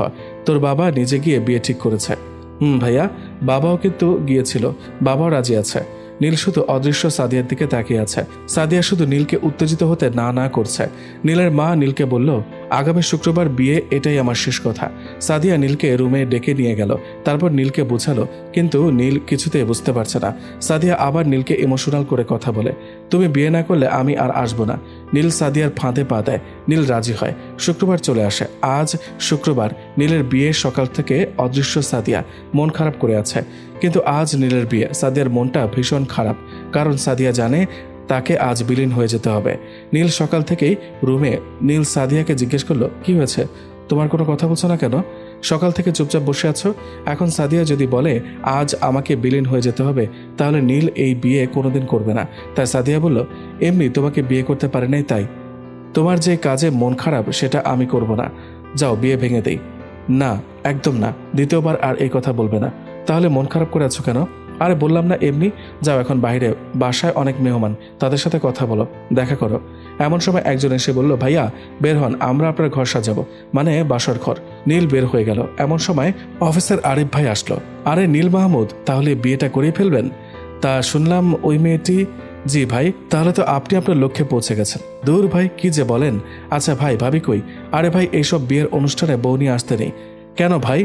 আপনি আসলেই বোকা। আপনার শ্বশুর বাড়িতে আপনার চাচাতো শালি, মামাতো শালি, খালাতো শালি, আরও কত কত শালি আছে, তাদের সাথে ফ্লার্ট করতে হবে না? বউ থাকলে কি তা পারবেন?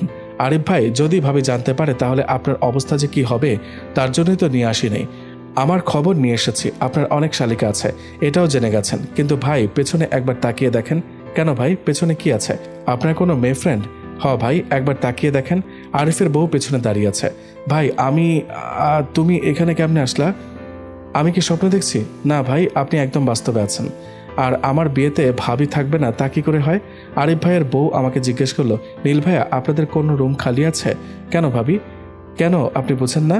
জি ভাবি, আমি বুঝতে পারছি। আরিফ ভাই বলল, নীল ভাই, এই কাজটা করেন না। নীল বলল, ভাবি, আমার বাসর ঘরটা 5 মিনিটের জন্য খালি করে দিই। দেন তো ভাই, দাঁত কটমটিয়ে বলল ভাবি। নীল রুমে গিয়ে বলল, তোমরা সবাই বের হও 5 মিনিটের জন্য। সবাই বের হতে ভাবি আরিফ ভাইকে ইগলের মতো থাবা দিয়ে নিয়ে গেল আর ঠাস করে দরজা বন্ধ করে দিল। আমি দরজার সামনে দাঁড়িয়ে আছি। 4 মিনিট পর কষ্ট মাখা হাসি দিয়ে বের হলো আরিফ ভাই, কিন্তু ভেতরে সাদিয়া ছিল। এ কথা মনেই ছিল না। সাদিয়া দৌড়ে এসে হাসতে হাসতে বলল, তোমার আরিফ ভাই ওই যে বের হলেন, উনি পাক্কা 4 মিনিট কানে ধরে উঠবস করিয়েছে। উনি কি তোমার আরিফ ভাইয়ের বউ? নীল মাথা নাড়িয়ে উনি। দজ্জাল মহিলা। নীল বলল, রিয়া ভাবির কাজ শেষ? জি ভাই, কাজ শেষ, ধন্যবাদ ভাইয়া। নীল বলল, ভাবি আরিফ ভাইকে নিয়ে একটু যাই, কথা বলবো। আচ্ছা। নীল আরও খোঁচা দিয়ে বলল, ভাই এত ঘামছেন কেন? আসেন আপনাকে বাতাস খাওয়াই। নীল আরিফকে ছাদে নিয়ে গেল। নিয়ে গিয়ে এদিক সেদিক তাকিয়ে বলল, ভাই বউয়ের যে কি প্যারা তা তো দেখলেন। পাক্কা 4 মিনিট কান ধরে উঠবস করলেন। আরিফ ভাই বলল, আপনি কি করে জানলেন? নীল বলল, ছাড়েন ওই কথা, কাজের কথা বলি। আমি এই বিয়েটা করতে চাই না, বিয়েটা ভাঙার ব্যবস্থা করেন। আরিফ ভাই বলল, কেন, কোনো সমস্যা? আমাকে বলেন, আমি সমাধান করে দিচ্ছি। ভাই একটু আগেই তো বউয়ের প্যারা খাইলেন, তারপরেও জিজ্ঞেস করছেন? আরিফ ভাই বললেন, আমি জানি না আপনি কেমনে দেখলেন, আমি কান ধরে উঠবস করছি, কিন্তু আপনি মনে হয় তারপরে সিনটুকু দেখেন নাই, তাহলে আর এই কথা বলবেন না। আর বিয়ের দিন একটা মেয়ের বিয়ে ভাঙা ঠিক হবে না, আপনার বিবেক বুদ্ধি এটা বলে? নীল আছে এখন বিপদে, কারণ সাদিয়ার কথা বললে পাগল ছাড়া আর কেউ কিছুই বলবে না। দূর থেকে দাঁড়িয়ে আরিফের বউ রিয়া ভাবির সব কথা শুনে তার পেছনে দাঁড়িয়ে আছে সাদিয়া। তখন রিয়া ভাবি এসে বলল, দেখেন নীল ভাই, বউ মানে প্যারা বা ঝগড়াঝাটি না, বউ মানে ভালোবাসা। আবার বউ মানে শুধু ভালোবাসাও না, একটা সম্পর্কের ভেতর মান অভিমান, ঝগড়া, ভালোবাসা, দুষ্টু মিষ্টি এসব থাকবে। তাই বলে বিয়ে করবেন না? নীল এখন কি করে বোঝাবে আসলে এইসব না। নীল কিছু বলতে যাবে, একটু দূরে চোখ গেল, দেখলো সাদিয়া দাঁড়িয়ে আছে। নীল আর কিছু বলল না সাদিয়াকে দেখে। নীল তখন আরিফ ভাই আর ভাবিকে বলল, আপনারা নিচে যান, আমি আসছি। ওনারা যেতে সাদিয়া বলল, তুমি কি শুরু করেছ? নীল সাদিয়াকে থামিয়ে দিয়ে বলল, আর কিছু বলতে হবে না, আমি নিচে যাচ্ছি, রেডি হয়ে বিয়ে করতে যাচ্ছি। এখন খুশি সাদিয়া? কিন্তু প্ল্যান করা চলবে না বিয়ে না করার। ঠিক আছে। নীল সেজেগুজে বিয়ে করতে গেল। বর্ষে যে বসে আছে নীল, বেশ ভালোই লাগছে। সবাই এসে ছবি তুলছে, কিন্তু তারপরেও নীলের মুখটা কালো। নীল এদিক সেদিক তাকিয়ে দেখছে সাদিয়া আসছে কিনা। নীলের বসে থাকতে থাকতে বিরক্ত লাগছে, তাই ভাবলো সাদিয়ার সাথে একটু কথা বলে আসা যাক। তাই ওয়াশরুমে গেল। তারপর সাদিয়ার সাথে কথা বলতে লাগলো, কিন্তু আগে থেকে ওয়াশরুমে পাত্রীপক্ষের কেউ একজন দাঁড়িয়েছিল। উনি হয়তো ছোটটা সারতে গিয়েছিল, তাই হয়তো দেখে নেয় নীল। নীলের একা একা কথা বলা দেখে লোকটির মনে হলো বর পাগল। লোকটি ওয়াশরুমের দরজা খুলে বের হবে, দরজার শব্দ শুনে নীল চমকে যায়। দেখে একজন বের হয়ে গেল, গিয়ে বিশাল একটা ঝামেলা পাকালো। বলল, তারা গিয়ে মেয়ের মা আর বাবার কাছে বলল ছেলে পাগল। বিয়ে বাড়িতে তখন হইচই পড়ে গেল, ছেলে পাগল। নীলের মা বাবার মাথায় হাত, এটা কি হয়ে গেল? লোকটি হলো মেয়ের খালু, নিশ্চয়ই সে মিথ্যা কথা বলবে না। সে পুরো বিয়ে বাড়ি মাইকিং করে বেড়াচ্ছে যে ছেলে পাগল, পাগল ছেলের সাথে মেয়ে বিয়ে দিচ্ছে। এদিকে মাইশার মা বাবা দুজনে খুব চিন্তায় পড়ে গেল যে লায়লা তার পাগল ছেলেকে বিয়ে দিচ্ছে আমার ভালো মেয়ের সাথে। মাইশার মা বাবা দুজনেই নীলের বাবা মাকে ডাকলো। মাইশার মা বলল, লায়লা তুই এটা করতে পারলি আমার ছোটবেলার বান্ধবী হয়ে? নীলের মা বলল, তোরা যা ভাবছিস সব ভুল, আমার ছেলে পাগল হলে কি আর জব করতে পারতো? নীলের কলিগ আর নীলের অফিসার বস এসেছে, তাদের জিজ্ঞেস করে দেখ। একজন এসে বলল ছেলে পাগল, আর তাই বিশ্বাস করলি? এখন আর মাইশার মা বাবার মুখে কোনো কথা নাই। মাইশার খালু তাকে ডাকা হলো।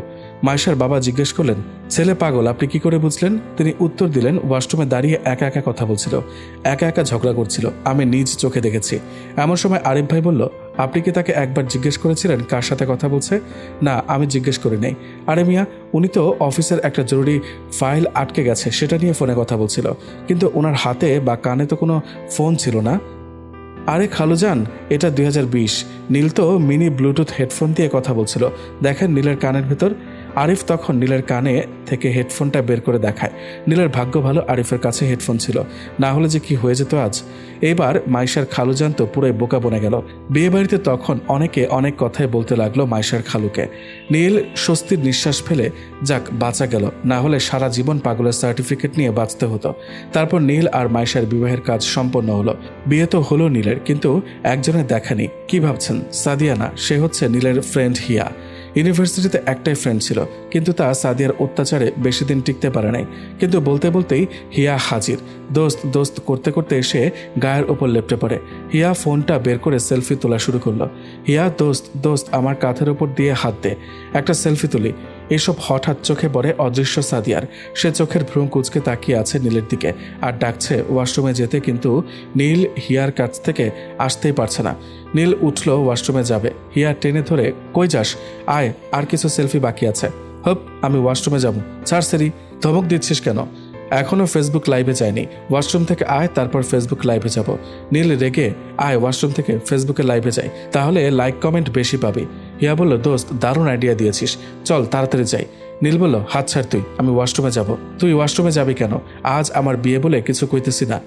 দোস্ত, তুই আমার সাথে রাগ দেখাচ্ছিস? দেখ বোন, সেলফি তোলার জন্য তোর ভাবি আছে, তাকে গিয়ে তোল, আমার যেতে দে। এমা, তোর যে বউ আছে আমি তো ভুলে গিয়েছিলাম, আমি এক্ষুনি যাচ্ছি। নীল ওয়াশরুমে যেতে সাদিয়া রাগ দেখাতে লাগলো। এই নীল, তোমার ওই পুতু পুতু ফ্রেন্ডকে দাওয়াত দিয়েছো কেন? কেমন করে গায়ের উপর ঢলে পড়ে তোমাকে দেখলেই। নীল বলল, ফ্রেন্ড তো, বেচারি তোমার অত্যাচারে কলেজে টিকতে পারতো না। সাদিয়া বলল, কি আমি অত্যাচার করতাম? ও যে তোমার উপর ঢলে পড়ে সেটা খুব ভালো লাগে, তাই না? যখন বউয়ের খুন্তির বাড়ি খাবে তখন বুঝবে। নীল বলল, কিসের বউ? কার বউয়ের কথা বলছো তুমি? বিয়ে করলে তুমি আর কার বউ হবে? তোমার বউয়ের কথা বলছি। নীল বলল, দূর, তুমি থাকতে বউ কিসের? সাদিয়া, দেখা যাবে, এখন যাও, বেশিক্ষণ বাইরে থাকা ঠিক হচ্ছে না। নীল বাইরে বের হলো। হিয়া মন খারাপ করে বসে আছে। নীল বলল, কিরে, এরকম মুখ প্যাঁচার মতো করে বসে আছিস কেন? হিয়া বলল, শালা, তোর ওইটা বউ নাকি? আমাকে সেলফি তুলতে তো দেয়ই নাই, আমাকে ভেতরে ঢুকতে দেয় নাই, তোর বউটা দেখতেও পারলাম না। নীল বলল, স্যাড। তো এবার বিয়ে শেষ, খাওয়া দাওয়া শেষ, রাত 11টার সময় বউ নিয়ে বাসায় ফিরল নীল। কিন্তু এখন পর্যন্ত বউয়ের মুখখানা দেখা হয়নি, কারণ নীলের আগ্রহ নেই। তাই বউ বসে আছে বাসর ঘরে সাদিয়ার সাথে কথা বলার পর। 12টার দিকে বাসর ঘরে ঢুকলাম। রাত 12টার দিকে বাসর ঘরে গেলাম। বউ জায়নামাজ বিছিয়ে মেঝেতে হয়তো আমার জন্য অপেক্ষা করছিল। বউ আমাকে আগে সালাম দিল, আসসালামু আলাইকুম, আপনি ভালো আছেন? আমি কোনো উত্তর দিলাম না, ভাব নিয়ে বসে আছি। বউ আবার বলল, সালাম দিলে সালামের উত্তর দিতে হয়, জানেন না? আর রুমে ঢোকার আগে সালাম দিয়ে ঢুকতে হয়। নীল বলল, চুপ, কোনো কথা হবে না, আমার ঘুম পাচ্ছে। বউ বলল, আমাকে দেখবেন না? ইচ্ছে নেই কোনো ভাবওয়ালিকে দেখার। ভাব না, আমি পর্দা করি। আমি আমার মতো বালিশ টেনে শুয়ে পড়লাম। মাইশা দাঁড়িয়ে আছে, কোনো কথা নেই মুখে। আমি চোখ বন্ধ করে আছি, ঘুমের চেষ্টা করছি। হঠাৎ চোখ খুলে দেখি মাইশার জায়গায় সাদিয়া দাঁড়িয়ে আছে, বিয়ের শাড়ি পরে। কিন্তু সাদিয়া এত ফর্সা হলো কি করে? আমি কিছু বলতে যাব, অদৃশ্য সাদিয়া এসে বলল, চুপ, কোনো কথা বলবা না, ওয়াশরুমে আসো, কথা আছে। আমি চুপচাপ ওয়াশরুমে চলে গেলাম। আমি বললাম, সাদিয়া, এটা কি? দুইজন সাদিয়া? ওকে, ও তোমার বউ উম্মে মাইশা। আর আমি? কি, ও মাইশা? কি করে সম্ভব? ওর চেহারা তো ঠিক তোমার মতো। তোমার কোনো যমজ বোন ছিল? না নীল, মানুষের মতো মানুষ দুনিয়াতে অনেক আছে। এত মিল, শুধু পার্থক্য একটাই, তুমি শ্যাম ও ফর্সা। আমি জানি। শোনো নীল, তুমি আমাকে কথা দাও, তুমি মাইশাকে মেনে নিবে। কেন কথা দিতে হবে? তুমি কই যাচ্ছ? আমার বিলীন হওয়ার সময় হয়ে গেছে নীল। কি বলো এসব? তুমি আমাকে ছেড়ে কোথাও যাবে না, আমাকে যেতে হবে। তুমি না আমাকে ভালোবাসো নীল? তাহলে আমার শেষ ইচ্ছা পূরণ করতে পারবে না? এটা তোমার কেমন ইচ্ছা বলো তো? আমি তোমার সাথে থাকতে চেয়েছিলাম। সাদিয়া বলল, নীল, আমার হাতে সময় নেই, তাড়াতাড়ি বলো। তুমি মাইশাকে বউ হিসেবে মেনে নিবে। মাইশা খুব ভালো মেয়ে, তোমাকে সুখে রাখবে, আমার নীলকে সুখে রাখবে, আর এতেই আমার সুখ। তুমি ছাড়া আর কেউ বউয়ের স্বীকৃতি পাবে না। সাদিয়া তখন নীলকে ধমক দিয়ে বলল, আমি যখন ছিলাম তখন তোমার এই ভালোবাসা কই ছিল? বিয়ের সময় শুধু তোমার মুখের দিকে তাকিয়েছিলাম। তুমি হয়তো বলবে, সাদিয়া চলো পালিয়ে যাই, এই বুড়োকে বিয়ে করতে হবে না। শুধু এই একটা কথা শোনার জন্য তোমার মুখের দিকে তাকিয়েছিলাম। কিন্তু আসলে কালো মেয়েদের ভাগ্য সবসময় কালোই হয়। আমার ভাগ্যে যেটা ছিল সেটা হয়েছে, আমি মেনে নিয়েছি। তুমি কেন পারবে না? নীল শুধু কান্না করছে আর বলল, তখন আমার এই কথা বলাটা উচিত ছিল। সাদিয়া বলল, আচ্ছা বাদ দাও, তুমি আমাকে কথা দাও, তাহলেই আমি ভালো থাকবো। তুমি কি আমার ভালো চাইবে না? সাদিয়ার কথাগুলো নীলের বুকে আঘাত করে, আর নীল কথা দেয়, আমি মাইশাকেও বউ হিসেবে মেনে নিব। সাদিয়া, ধন্যবাদ নীল, ভালো থেকো, নিজের খেয়াল রেখো, আমি চললাম। কথা বলতে বলতে হাওয়ায় মিলিয়ে যায় সাদিয়া, বাতাসে বিলীন হয়ে যায় সাদিয়া। সাদিয়াকে আবার সারা জীবনের জন্য হারিয়ে ফেলে মাইশার জন্য। নীল অনেকক্ষণ পর ওয়াশরুম থেকে বের হয়। বের হতেই মাইশা জিজ্ঞেস করে, আপনি এতক্ষণ ওয়াশরুমে কি করলেন? নীল মাইশার দিকে রাগে চোখে তাকায়। মাইশা আর ভয়ে কিছু বলে না। নীল একটা বালিশ আর একটা কম্বল নিয়ে মেঝেতে বিছানা পেতে শুয়ে পড়ে। এইসব দেখে মাইশার মনটা খারাপ হয়ে যায়, কিন্তু আল্লাহর উপর ভরসা করে আছে। আল্লাহ নিশ্চয়ই যা করেন বান্দার ভালোর জন্যই করে, এটা ভেবে মাইশা ধৈর্য ধারণ করে আছে। মাইশা নীলকে বলল, এই শুনছেন, আপনি উপরে ঘুমান, আমি নিচে ঘুমাচ্ছি। নীল বলল, কেন? আপনাকে খাটে ঘুমাতে বলেছি, ঘুমান। মাইশা বলল, কোন স্ত্রী তার স্বামীকে নিচে রেখে উপরে ঘুমাতে পারে না। আপনি আমার বাড়ির মেহমান, আপনি উপরে ঘুমান। মাইশা বলল, মেয়েদের বিয়ে হওয়ার পর স্বামীর বাড়ি হয় মেয়েদের নিজের বাড়ি। দূর, আপনার যা ইচ্ছা করেন, বলে নীল খাটের উপর গিয়ে শুয়ে পড়ে।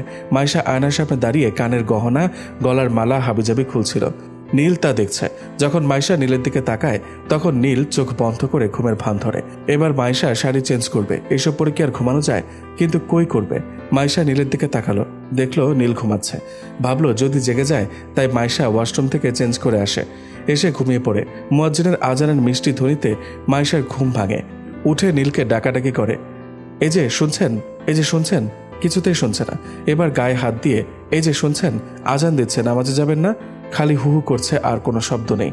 এবার মাইশার একটু রাগ হলো, তাই ধাক্কা দিয়ে উল্টিয়ে দিল। তারপরেও কোনো সারা শব্দ নেই। মাইশা বলল, এত ঘুম মানুষের থাকে?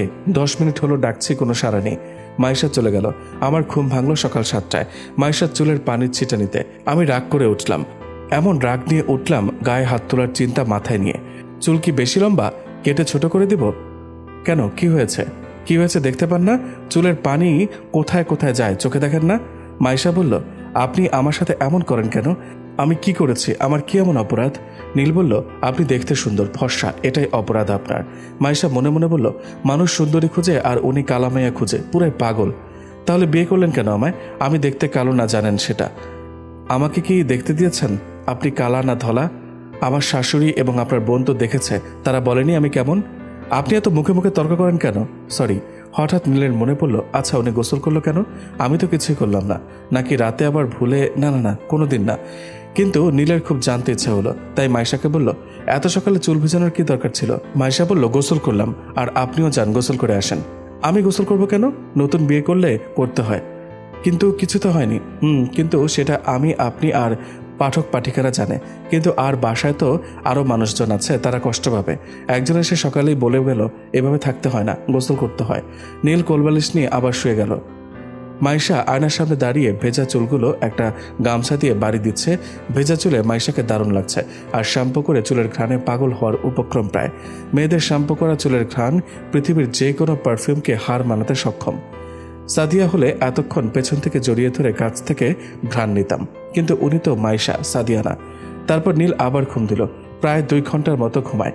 এদিকে মাইশা নাস্তা বানিয়ে সবাইকে খাওয়াচ্ছে। নীল ঘুম থেকে উঠে মোচড়াতে মোচড়াতে বের হয়। নীলের মা নীলকে জিজ্ঞেস করে, মাত্র উঠলি, নাস্তা করবি না? আয়। নীল বলল, মাত্র উঠলাম, ব্রাশ করা হয়নি। নীলের মা মাইশাকে বলল, আমি সবাইকে নাস্তা দিচ্ছি, তুমি নীলকে ব্রাশ আর পেস্ট দাও। ও ছাদে গিয়ে ব্রাশ করে। ওর আবার ঘুরে ঘুরে ব্রাশ না করলে হয় না। মাইশা ব্রাশ আর পেস্ট নিয়ে নীলের দিকে এগিয়ে দিল। নীল বলল, আমার কাজ আমি নিজেই করতে পারি, আপনাকে দিতে হবে না, বলে নীল মাইশার হাত থেকে ব্রাশ নিয়ে ফেলে দিল। এটা আবার নীলের মা দেখে ফেলে। মা এগিয়ে এসে জিজ্ঞেস করে, নীল ব্রাশ ছুঁড়ে মারলো কেন? কই মা, ওর হাত থেকে পড়ে গেছে, মিথ্যা বলল মাইশা। নীল ফ্রেশ হয়ে নাস্তা করতে গেল। মাইশা নীলের জন্য অপেক্ষা করছিল। নীলের মাও বসেছিল। নীল নাস্তা করছে। নাস্তা দেখে নীল বলল, বাহ, আজ নতুন আইটেম দেখা যাচ্ছে। মা বলল, সব আজ নাস্তা বৌমা বানিয়েছে। কে বানিয়েছে? মাইশা, তোর বউ। নীল মুখটা কালো করে নাস্তার দিকে তাকিয়ে, এই মাছি পড়ে আছে, এই চুল দেখা যাচ্ছে। একটু ডিম মুখে নিয়ে বলল, ছি ছি ছি, থুথু করে ফেলে দিল। এসব খাওয়া যায়? লবণ আর ছিল না বাসায়? বাসার সমস্ত লবণ মনে হচ্ছে এই ডিমের ভেতর। ধ্যাত, নাস্তাই করব না, বলে উঠে গেল। নীলের পেছনে পেছনে অনেক ডাকা হলো, কিন্তু শুনল না। এবার মা একটু মুখে নিয়ে চেখে দেখলেন আর বললেন, সব ঠিক আছে। এদিকে নীল অফিসে গিয়ে আরিফ ভাইকে বলল, আরিফ ভাই, আমার ডিভোর্স করা দরকার, ডিভোর্স করিয়ে দেবেন? নীল ভাই, আপনি কি বলেন? কাজটা আসলে ঠিক হবে না। কোন কাজটা ঠিক হবে না? এই যে ডিভোর্স। আচ্ছা, ডিভোর্সটা যে দেবেন, তো আঙ্কেল আন্টি আপনার বউ জানে না? তাহলে কি করে হবে? সবাইকে জানান। আর ভাই, আপনাদের মধ্যে কি হয়েছে আমি জানি না, কিন্তু এত তাড়াতাড়ি ডিভোর্সের সিদ্ধান্ত নিয়েন না, এটা আমার রিকোয়েস্ট। কিন্তু ভাই দেখেন নীল ভাই, ডিভোর্স এত সহজ না। আগামীকাল আপনার বৌভাত, সেটাকে সম্পন্ন করেন। নীল চলে আসে বাসায়। কিছুই ভালো লাগছে না। কি করব? সাদিয়ার জায়গায় কি করে আরেকজনকে বসাই? শ্যামবরণ কন্যার মায়া কিছুতেই ভুলতে পারছি না। বাড়িতে অনেক কাজ, আর আমি এই সময় বাহিরে মন খারাপ করে বাসায় ঢুকলাম। বাবা আমাকে ডাকলেন, নীল। হ্যাঁ বাবা। কাছে আয়, আমার কাছে বস। হ্যাঁ বাবা, বলো। তোর মন খারাপ কেন? মাইশাকে তোর পছন্দ হয়নি? এখন বাবার সামনে কি বলি? চুপ করে আছি, কিছু বলছি না। বাবা আবার বলল, মেয়েটা অনেক ভালো, লক্ষ্মী একটা মেয়ে, কপাল গুনে এমন একটা বউ পেয়েছি। বাবা আবার জিজ্ঞেস করলো, তোর কি মন খারাপ? না বাবা, ঠিক আছে। তা কোথায় গিয়েছিলি? বাসায় এত কাজ। একটু অফিসে কাজ ছিল। তুই না ছুটিতে আছিস, আবার কিসের কাজ? আরিফ ভাইয়ের সাথে কাজ ছিল। বাবা বলল, আচ্ছা ওপরে যা, বৌমা একা, হয়তো ভালো লাগছে না। বাসায় বৌভাতের আয়োজন চলছে, কাল বৌভাত, আর আমি চিন্তা করছি ডিভোর্সের। কারণ আমার মাইশাকে ভালো লাগে না। মেয়েটা দেখতে খারাপ না, মাশাআল্লাহ অনেক সুন্দরী, আর আমার বাসার সবার মতো গুণবতী। তাতে আমার কি আসে যায়? আমার তো শ্যামবরণ কন্যা পছন্দ, মানে সাদিয়া। মাইশাকে আমি একদম সহ্য করতে পারি না, দেখলে মেজাজটা খারাপ হয়ে যায়। কারণ ওর জন্য আমার অদৃশ্য সাদিয়াকে হারিয়েছি, তাই মাইশার ওপর রাগটাও বেশি। রুমে গেলাম, আমার খাট জুড়ে শুয়ে আছে দেখেই আমার মেজাজটা খারাপ হয়ে গেল। আমার বিছানায় হাত পা ছড়িয়ে শুয়ে আছে, কেমনটা লাগে। গায়ে থেকে শার্টটা খুলে বল বানিয়ে নিলাম, মেঝেতে আছাড় মেরে। মাইশা মনে মনে, পাগল নাকি, এমন করে কেন? মাইশা বলল, এমন করছেন কেন? কি হয়েছে আপনার? আমার বিছানায় আপনি শুয়ে আছেন কেন? ওমা, বিয়ের পর তো স্বামীর সবকিছুই বইয়ের হয়ে যায়। না, হয় না। আপনার বাবার বাড়ি থেকে খাট এনে তারপর শোবেন কেন? কারণ আমি তো যৌতুক নিয়ে বিয়ে করে নেই যে আমার সব আপনার। যৌতুক নেওয়া হারাম, আপনি জানেন না? জানি, আমি তো নেই নাই। মাইশা বলল, তাহলে বলেন কেন? নীল বলল, আপনি থাকবেন, আপনি আপনার বাড়ি থেকে খাট আনবেন, আমি তো আর থাকবো না। নীলের কথা মাইশায় তালগোল পাকিয়ে মাথা নাড়িয়ে মানে না বুঝে বলল। মাইশা শার্টটা তুলতে যাবে, নীল বলল, একদম আমার জিনিসে হাত দেবেন না। এখান থেকে তুলবো না, কেমন দেখাচ্ছে দেখেন। আমি কিন্তু না বলেছি, ওইটা ওখানেই থাকবে। আচ্ছা, আপনি আমার সাথে এমন করেন কেন? আমার দোষটা দয়া করে বলবেন, আস্তে আস্তে সব জানতে পারবেন, বলে নীল শুয়ে পড়ল। মাইশা বলল, আমি শুভ কোথায়? রাতে না হয় মেঝেতে থাকবো, কিন্তু এখন? আচ্ছা, তাহলে আমি বাবাকে ফোন দিই খাটের জন্য, মেঝেতে একদিন শুয়ে পিঠ ব্যথা হয়েছে। নীল বলল, তার আগে আমি একটা কথা বলতে চাই। একটা না, হাজারটা বলুন, আমি শুনতে রাজি। মাইশা ভাবলো হয়তো ভালো কিছু বলবে, তাই হাসি মুখ নিয়ে বসলো। নীল বলল, কথাটা হলো আমি আপনাকে ডিভোর্স দিতে চাই, অথচ কাল বউ ভাত। মাইশা বলল, কি? আপনি কি ঠিক আছেন নাকি অসুস্থ? আমি ঠিক আছি। আপনি আমার সাথে মজা করছেন? গতকাল বিয়ে করে আজ ডিভোর্স? আমি সিরিয়াসলি বলছি, আমি ডিভোর্স দিতে চাই। এবার মাইশা চুপসে গেল, কারণ এখন নীল মোটেও মজা করছে না।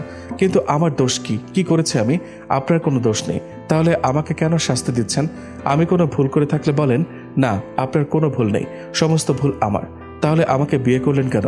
আগে বলতেন আমার জীবনটা এইভাবে শেষ করে দিবেন না। দেখেন, আপনাকে আমার ভালো লাগে না তো কি করব? কেন ভালো লাগে না? কারণ আমার শ্যামবরণ মেয়ে বা কালো মেয়ে পছন্দ। সেটা বিয়ের আগে বলেন নাই কেন? এখন বলছেন কেন? আমি বলি নাই, সেটা আমার ভুল ছিল। আচ্ছা, আপনার কোনো পছন্দ আছে? নীল এখন চুপ করে গেল, মনে মনে ভাবছে কি বলবে। যদি বলে কেউ নাই, তাহলে তো আরও চেপে ধরবে। তাই নীল বলল, আমার গার্লফ্রেন্ড আছে, আর আমি তাকে ঠকাতে চাই না। তখন মাইশার চোখে পানি। আচ্ছা, তাহলে যে আমাকে ঠকাচ্ছেন তার কি হবে বলেন? আমাকে তো বিনা অপরাধের শাস্তি দিচ্ছেন। আচ্ছা, তার সাথে আমাকে দেখা করিয়ে দেবেন? এবার নীল বলল, খাইছে রে। না, দেখা করানো যাবে না। এমন সময় মা এসে হাজির। এদিকে মাইশার চোখে পানি। মা মাইশার চোখে পানি দেখে বলল, বৌমা, কি হয়েছে তোমার? তুমি কাঁদছো কেন? এবার তো নীল ফেসে গেল। যদি বলে মাইশা বলে দেয়, তাহলে আমাকে বাড়ি থেকে বের করে দিয়ে তাদের বউকে রেখে দেবে। মা আমার দিকে অন্যরকম দৃষ্টিতে তাকিয়ে আছে। মা হয়তো ভাবছে আমি মাইশাকে মারছি।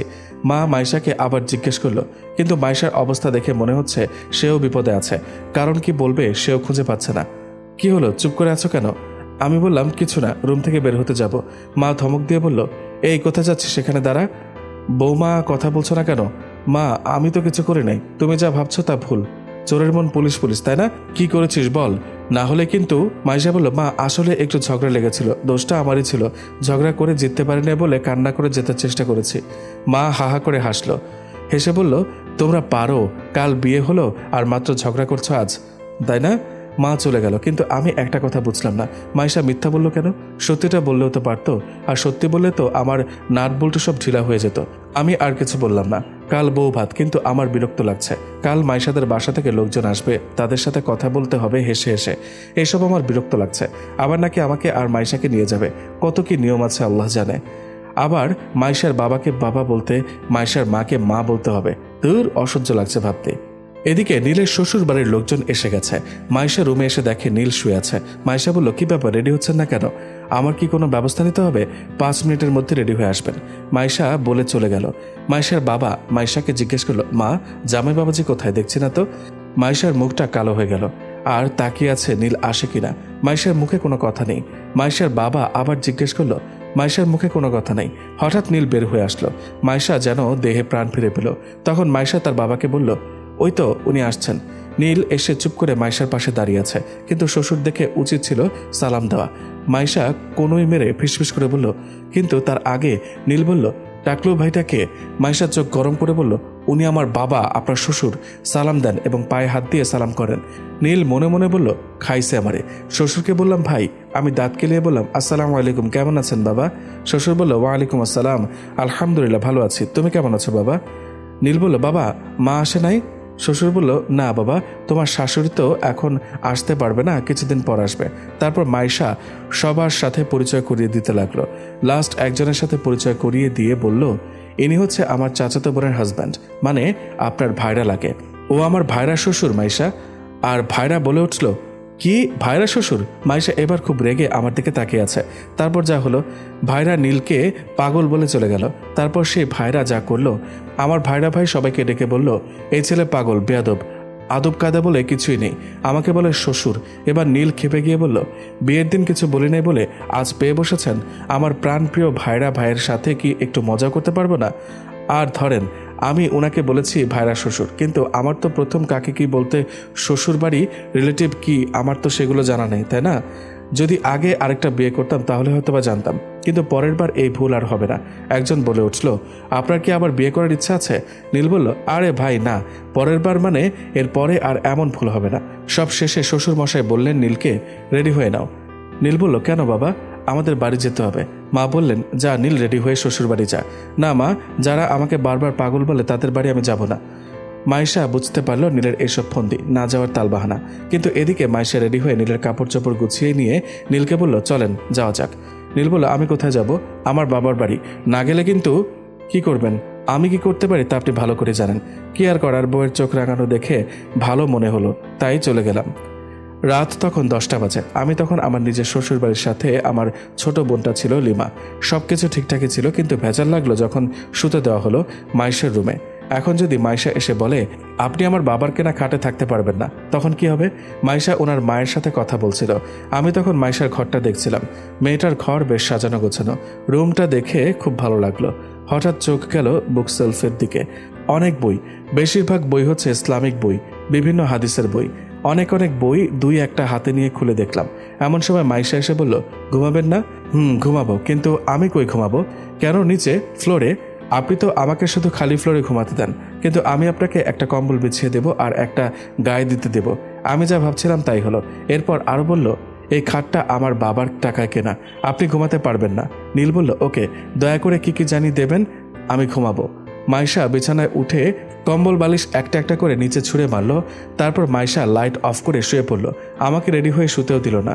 আমি মোবাইলের ফ্ল্যাশ অন করে বিছানা পেতে শুয়ে পড়লাম, কিন্তু ঘুম কি আসে? এপাশ ওপাশ করতে করতে কখন যে ঘুমের দেশে হারিয়ে যাই জানি না। কিন্তু মাঝরাতে আমার ঘুম ভাঙল। মনে হলো বাম হাতের পেশির উপর ভারী কিছু রাখা।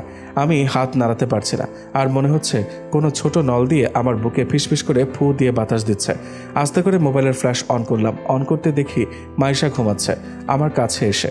আর যে বললাম ফিসফিস করে বাতাস বের হচ্ছে নল দিয়ে, ওটা নল না, মাইশার নিঃশ্বাস আমার বুকে পড়ছিল। আর মাইশা আমার গোল গলার টি শার্টটা এমনভাবে ধরেছে যাতে ছাড়াতে না পারি। একবার ভাবলাম হাত সরিয়ে ফেলি, মাথাটা ফ্লোরে পড়ে ব্যথা পাক, কিন্তু ফেলতে যাব এমন সময় মাইশার মুখের দিকে চোখ যায়। কি মায়াবী চেহারা, দেখতে ভালোই লাগছে। অনেকক্ষণ তাকিয়েছিলাম, অনেকক্ষণ মাইশার মায়ায় ডুবেছিলাম। সে সাদিয়ার মতো করে ঘুমাচ্ছে, আর মাইশা তো সাদিয়ার কার্বন কপি, কিন্তু সাদিয়া শ্যাম ছিল আর মাইশা ফর্সা। তারপর মাইশার কথা ভাবলাম। আসলে মাইশা মনের দিক থেকে অনেক ভালো একটা মেয়ে। শুধু মনের দিক থেকে বললে ভুল হবে, সব দিক থেকে ভালো। এসব ভাবতে ভাবতে আবার কখন যে ঘুমিয়ে গেলাম জানি না। আবার যখন ঘুম ভাঙলো তখন আজান দিচ্ছে, আর মাইশা ডাকাডাকি করছে। না উঠে উপায় নেই, আমাদের বাড়ি থাকতেই বালতি ভর্তি পানি ঠেলে দিয়েছিল, আর এটা ওনাদের বাসা, আরও খারাপ কিছু করতে পারে। তাই উঠে নামাজ পড়লাম। মসজিদ চিনি না, তাই বাসায় পড়লাম। নামাজ পড়ে বসে আছি রুমে অনেকক্ষণ, আর অনেক বেলা হয়ে যাচ্ছে। নাস্তা করার জন্য ডাকে না কেন? বসে বসে ভাবছি, এই বাড়ির লোকজন নাস্তা করে না নাকি? আমি নতুন জামাই, নাস্তা থাকবে টেবিল ভর্তি সাজানো। নিজে থেকে এগিয়ে যাব, কিন্তু লজ্জা লাগছে, আর একটু অহংকার কাজ করছে। আমি এই বাড়ির জামাই, আমি যাব কেন? আমাকে ডাকতে আসবে, তারপর যাব। এদিকে লিমা মাইশা কারো খোঁজ নেই। ঠিক 9:50 আমার শাশুড়ি আসলো, হাতে একটা গ্লাস। ভাবলাম যাক, আজ পানি খেয়েই থাকি, কিন্তু সবুজ দেখা যাচ্ছে। এটা তো পানি না, আবার দুধও না, তাহলে এটা কি? ভাবলাম বাজারে মনে হয় নতুন জুস আসছে। শাশুড়ি গ্লাসটা হাতে দিয়ে বলল, এত লজ্জা পাচ্ছ কেন বাবা? এটা তো তোমারই বাড়ি, যখন চা লাগবে চাইবে, আর করলার জুসটা খেয়ে নাও। মাইশা বলল, তুমি নাকি প্রতিদিন সকালে করলার জুস খাও, তাই বাজার থেকে তোমার শ্বশুরকে দিয়ে করলা আনিয়ে জুস বানিয়ে তোমাকে দিলাম। আমি তো হা করে তাকিয়ে রইলাম। সকালের নাস্তা করলার জুস? সকালে নাস্তায় করলার জুস দেখে মেজাজটা খারাপ হয়ে গেল। বলতে ইচ্ছা করছে শাশুড়ির মাথায় ঢালি, কিন্তু মা বলেছেন শ্বশুর বাড়িতে যা দেবে তাই খেতে, আর স্বাদ বা অস্বাদ যাই হোক না কেন বলা যাবে না। আমি ডকডক করে করলার জুস খেয়ে গ্লাসটা দিয়ে দিলাম। শাশুড়ি যেতে ওয়াশরুমে গিয়ে ওয়াক ওয়াক করে বমি করে ফেললাম। যেখানে আমি করলা ভাজি খেতাম না, আর সেখানে আমি করলার জুস। কি তিতারে ভাই! ওয়াশরুম থেকে বের হয়ে দেখি ছোট বোন লিমা বসে আছে। লিমা বলল, কিরে ভাইয়া, মনে হলো কেউ বমি করেছে? আমি বললাম, না, কে বমি করবে? লিমা বলল, তুই খেতে এলি না কেন? এখন কি বলবো? যদি বলি করলা জুস তাহলে তো সবাইকে বলে দিবে আর খেপাবে সারা জীবন। তাই বললাম, নতুন জামাই তো, তাই আদর যত্ন করে রুমে খাওয়ালো। লিমা বলল, কিন্তু ভাইয়া তোর মুখ তো শুকনা শুকনা লাগছে। আমি বললাম, ধুর কি বলিস, এত খেলাম তুই বলছিস শুকনো শুকনো লাগছে? তুই খেয়েছিস? খেয়েছি। লিমা চলে গেল, কিন্তু এদিকে পেটের ভেতর আমার ক্ষুধায় যেন ইঁদুর বিড়াল তাড়া করছে। তাই বাইরে গেলাম খেতে। শ্বশুর বাড়ি থেকে একটু দূরে একটা ছোট খাওয়ার হোটেল পেলাম।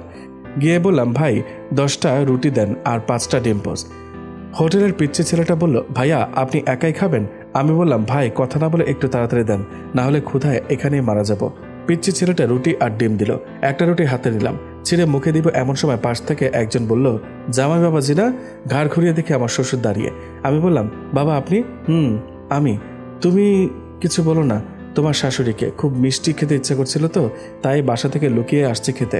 আমি জানি তোমার শাশুড়ি তোমাকে লুকিয়ে লুকিয়ে পাঠিয়েছে দেখার জন্য যে আমি কি করছি। মনে মনে বললাম আমি, বেটার ডায়াবেটিস আছে, তাহলে যাক বেঁচে গেছি। কিন্তু নীলের আর খাওয়া হলো না। আমি না খেয়ে বিলটা দিয়ে চলে আসলাম জামাই শ্বশুর। বাসায় এসে শুয়ে আছি, কোথায় আমার প্রাণ যায় যায় অবস্থা। এমন সময় দেখি মাইশা লুকিয়ে খাবার নিয়ে এসেছে। খাবার দেখে দেহে প্রাণ ফিরে পেলাম। মাইশা দরজা বন্ধ করে দিল।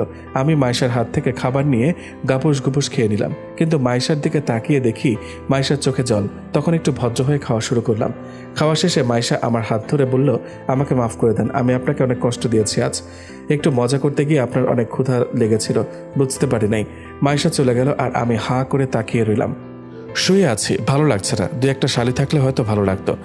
আর শ্বশুর বাড়ির মানুষ থাকে, বুঝি না মানুষ ঘর জামাই কেমনে থাকে। আর একটা জিনিস বুঝলাম না, কেমন যেন মাইশাকে ভালো লাগছে বারবার। মাইশার মুখটা ভেসে উঠছে, কিন্তু হঠাৎ মনে হলো আমি তো মাইশাকে ডিভোর্স দিতে চাই। তাই ফোনটা হাতে নিলাম আর আমার নির্লজ্জ বেহায়া আমার ফ্রেন্ড রিয়াকে ফোন দিলাম। ফোন দিয়ে সব বললাম আর ও রাজি হলো, কিন্তু রিয়াকে যা বললাম সব মিথ্যা। আর বললাম, টাইট একটা জিন্স প্যান্ট পরে আর একটা টি শার্ট পরে চলে আয় আমার শ্বশুর বাড়ি। আর শ্বশুর বাড়ির ঠিকানাটা মেসেজ করে দিলাম। মেসেজটা দিয়ে ঘুম দিলাম। ওমা, ঘুম থেকে উঠে দেখি রিয়া আমার হাজির।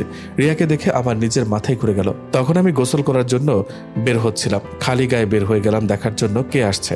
লিমা এসে খবর দিল তোর ফ্রেন্ড আসছে। রিয়া এসেই আমাকে হাঁক দিল। মাইশা তাই দেখে আর চোখে তাকিয়ে আছে। আর আমার শ্বশুর শাশুড়ি লজ্জায় রুমে চলে গেল। রিয়া বলল, দোস্ত কেমন আছিস? তুই এত শুকিয়ে গেছিস কেন? রিয়া মাইশার দিকে তাকিয়ে বলল, ভাবি ভালো আছেন? হাঁক দেওয়ার কথা মাইশাকে, দিল আমাকে। মাইশার দিকে তাকানো যাচ্ছে না। মনে মনে রিয়া একটু বেশি হয়ে যাচ্ছে অভিনয়টা, আর একটু কম করে কর। এবার রিয়া হেলে দুলে এসে আমার হাতটা ধরে মাইশাকে বলল, ভাবি আপনার ঘর কোনটা? মাইশা বলছে না, চুপ করে আছে। পারলে মাইশা আমাকে চোখ দিয়ে কেটে ফেলবে। লিমা টিভি দেখছিল। মাইশা কিছু বলছিল না বলে লিমাকে জিজ্ঞেস করলো, বলল, লিমা তোমার ভাবির রুম কোনটা? লিমা বলল, আপু যার হাত ধরে আছো তাকে জিজ্ঞেস করো। রিয়া বলল, এই নীল তোর ঘরে নিয়ে চল, কথা আছে। আর একটু জোরেই বলল, রিয়া আমাদের কেউ যেন ডিস্টার্ব না করে, আর ঢোকার সময় দরজায় নক করে যেন ঢুকে। বলে আমার হাত ধরে রিয়া চলল রুমে।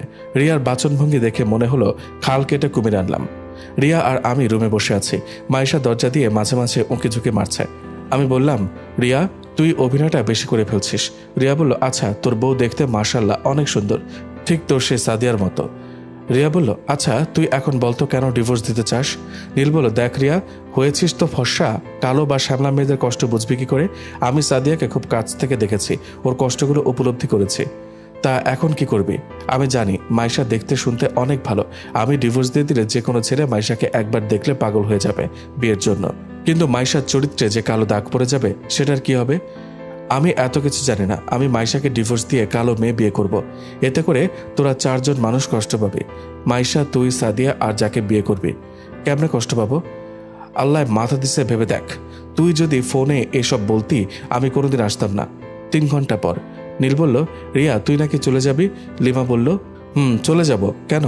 আমি লিমার কাছ থেকে সব শুনেছি, আর ফোনে যা বলেছি সব মিথ্যা। দেখ নীল, তুই এমনটা করিস না। তোর বউ খুব ভালো একটা মেয়ে, এমন মেয়ে লাখে একটা হয় কিনা সন্দেহ। আমি তোর সংসার ভাঙতে পারবো না। যা, তোকে লাগবে না, আসছে জ্ঞান দিতে। সত্যিকারের বন্ধু কখনো খারাপ বুদ্ধি দেয়? যদি আমাকে বেস্ট ফ্রেন্ড ভেবে থাকিস, রিয়া এতগুলো জ্ঞান দিয়ে চলে গেল, কিছুই ভালো লাগছে না, শুধু টেনশন হচ্ছে কি করব। নীল রাতে না খেয়ে শুয়ে পড়ল ফ্লোরে। মাইশা এসে দেখে নীল ঘুমাচ্ছে। মাইশা নীলের দিকে তাকায়, মুখ কালো হয়ে আছে। ফর্সা মানুষটা। মাইশা মাথার কাছে গিয়ে নীলের মাথায় হাত বুলিয়ে দিচ্ছে, আর মাইশার চোখ দিয়ে অশ্রু ঝরছে। মাইশার ইচ্ছা ছিল বিয়ের পর নিজের স্বামীর সাথে চুটিয়ে প্রেম করবে, স্বামীর হাত ধরে নানা জায়গায় ঘুরে বেড়াবে, স্বামীর বুকে মাথা রেখে প্রতিদিন ঘুমাবে, কিন্তু বুকে দূরের কথা, তার খাটেই জায়গা হয় না। মাইশা উঠে খাটে গিয়ে ঘুমায়, কিন্তু নীল ঘুমায়নি। হয়তো মাইশার ছোঁয়াতে ঘুম ভেঙে গেছে। এদিকে মাইশা লাইট অফ করে ঘুমিয়ে পড়ে। মাইশার ঘুম আসছে না, একবার এপাশ ওপাশ করে, কিন্তু কিছুতে ঘুম আসে না। তখন মাইশা পুরোনো দিনের কথা ভাবতে লাগলো। মাইশার বান্ধবীরা সবাই প্রেম করত, তারা তাদের বয়ফ্রেন্ডের সঙ্গে কত ভঙ্গিতে কথা বলতো, বাবু, সোনা, তামা, কত কি বলতো। মাঝে মাঝে মাইশারও ইচ্ছা হতো, কিন্তু মাইশা মনকে সান্ত্বনা দিত, বিয়ের পর প্রেমটা জামাইয়ের সঙ্গে করব। কিন্তু হলো কি, বিয়ের দিনে ডিভোর্সের কথা শুনতে হলো। কি কপাল! এইসব হাবিজাবি ভাবতে ভাবতে রাত প্রায় 12টা বেজে গেল। এদিকে বাইরে বিদ্যুৎ চমকাচ্ছে। কিছুক্ষণের মধ্যেই 5 মিনিটের মধ্যে বৃষ্টি শুরু হয়ে গেল, আর হালকা শীত শীত লাগছে। হালকা শীত বলতে ভালোই শীত। এর মধ্যে আবার ঝড় শুরু হয়ে গেল। নীল আবার ঝড় দেখে ভয় পায়। এর মধ্যে আবার বজ্রপাত হচ্ছে। নীল এবার ভয়ে খাটে গিয়ে ধপাস করে শুয়ে পড়ল। মাইশা চমকে যায়, কিন্তু বুঝতে পারে নীল কিছু না জিজ্ঞেস করে চুপ করে থাকে। মাইশা নীল কিছু বলে কিনা। মাইশা উল্টো দিক হয়ে শুয়ে আছে। হঠাৎ নীল মাইশাকে জড়িয়ে ধরে। বাসায় থাকতে ঝড় বৃষ্টি হলে মায়ের আঁচল ধরে বসে থাকতো, কিন্তু এখানে তো আর মা নেই, তাই না? কিন্তু ওই দিন জড়িয়ে ধরা ছাড়া আর কিছুই হয় না। সকাল হতে মাইশা কেমন জানে নীলের সামনে আসতে লজ্জা লজ্জা পাচ্ছে। নীলও বুঝতে পারে মাইশা জেগেছিল। তো এভাবেই চলতে থাকে। নীল শ্বশুর বাড়ি থেকে নিজের বাসায়। অফিসের ছুটি শেষ হয়। বিয়ের জন্য 1 মাস ছুটি পেয়েছিল, কিন্তু নীল আর মাইশার ভেতর রিলেশনটা আগের মতোই। নীল খাটে আর মাইশা নিচে। নীলের অফিসের কাজ অনেক বেড়ে গেছে। অফিসের কাজের জন্য চট্টগ্রাম যেতে হয় মাসে 3 থেকে 4 বার। বাসায় থাকার তেমন সময় পায় না। বিয়ের 6 মাস পর নীল তখন চট্টগ্রামে একটি হোটেলে ঘুমাচ্ছিল। সময়টা রাত 9টা। হঠাৎ ঘুম ভেঙে যায়। হালকা বাতাসে জানলার পর্দাগুলো উঠছে। নীলের মনে হলো কেউ একজন দাঁড়িয়ে আছে জানলার গ্রিল ধরে। নীল চোখ ভালো করে কচলাতে কচলাতে আবার তাকায়, দেখে সেই শ্যামবরণ মেয়েটি তাকিয়ে আছে। নীল বলল, সাদিয়া, তুমি? সাদিয়া নীলের দিকে ঘুরে, কিন্তু সাদিয়ার চোখে পানি। নীল বলল, তোমার চোখে পানি কেন? তুমি আমাকে কষ্ট দিচ্ছ তাই। নীল বলল, আমি তোমাকে কষ্ট দিচ্ছি? কি করে দিচ্ছি বলো? সাদিয়া বলল, এই যে তোমার বউকে তুমি স্বামীর অধিকার দিচ্ছ না। নীল চুপচাপ রয়েছে।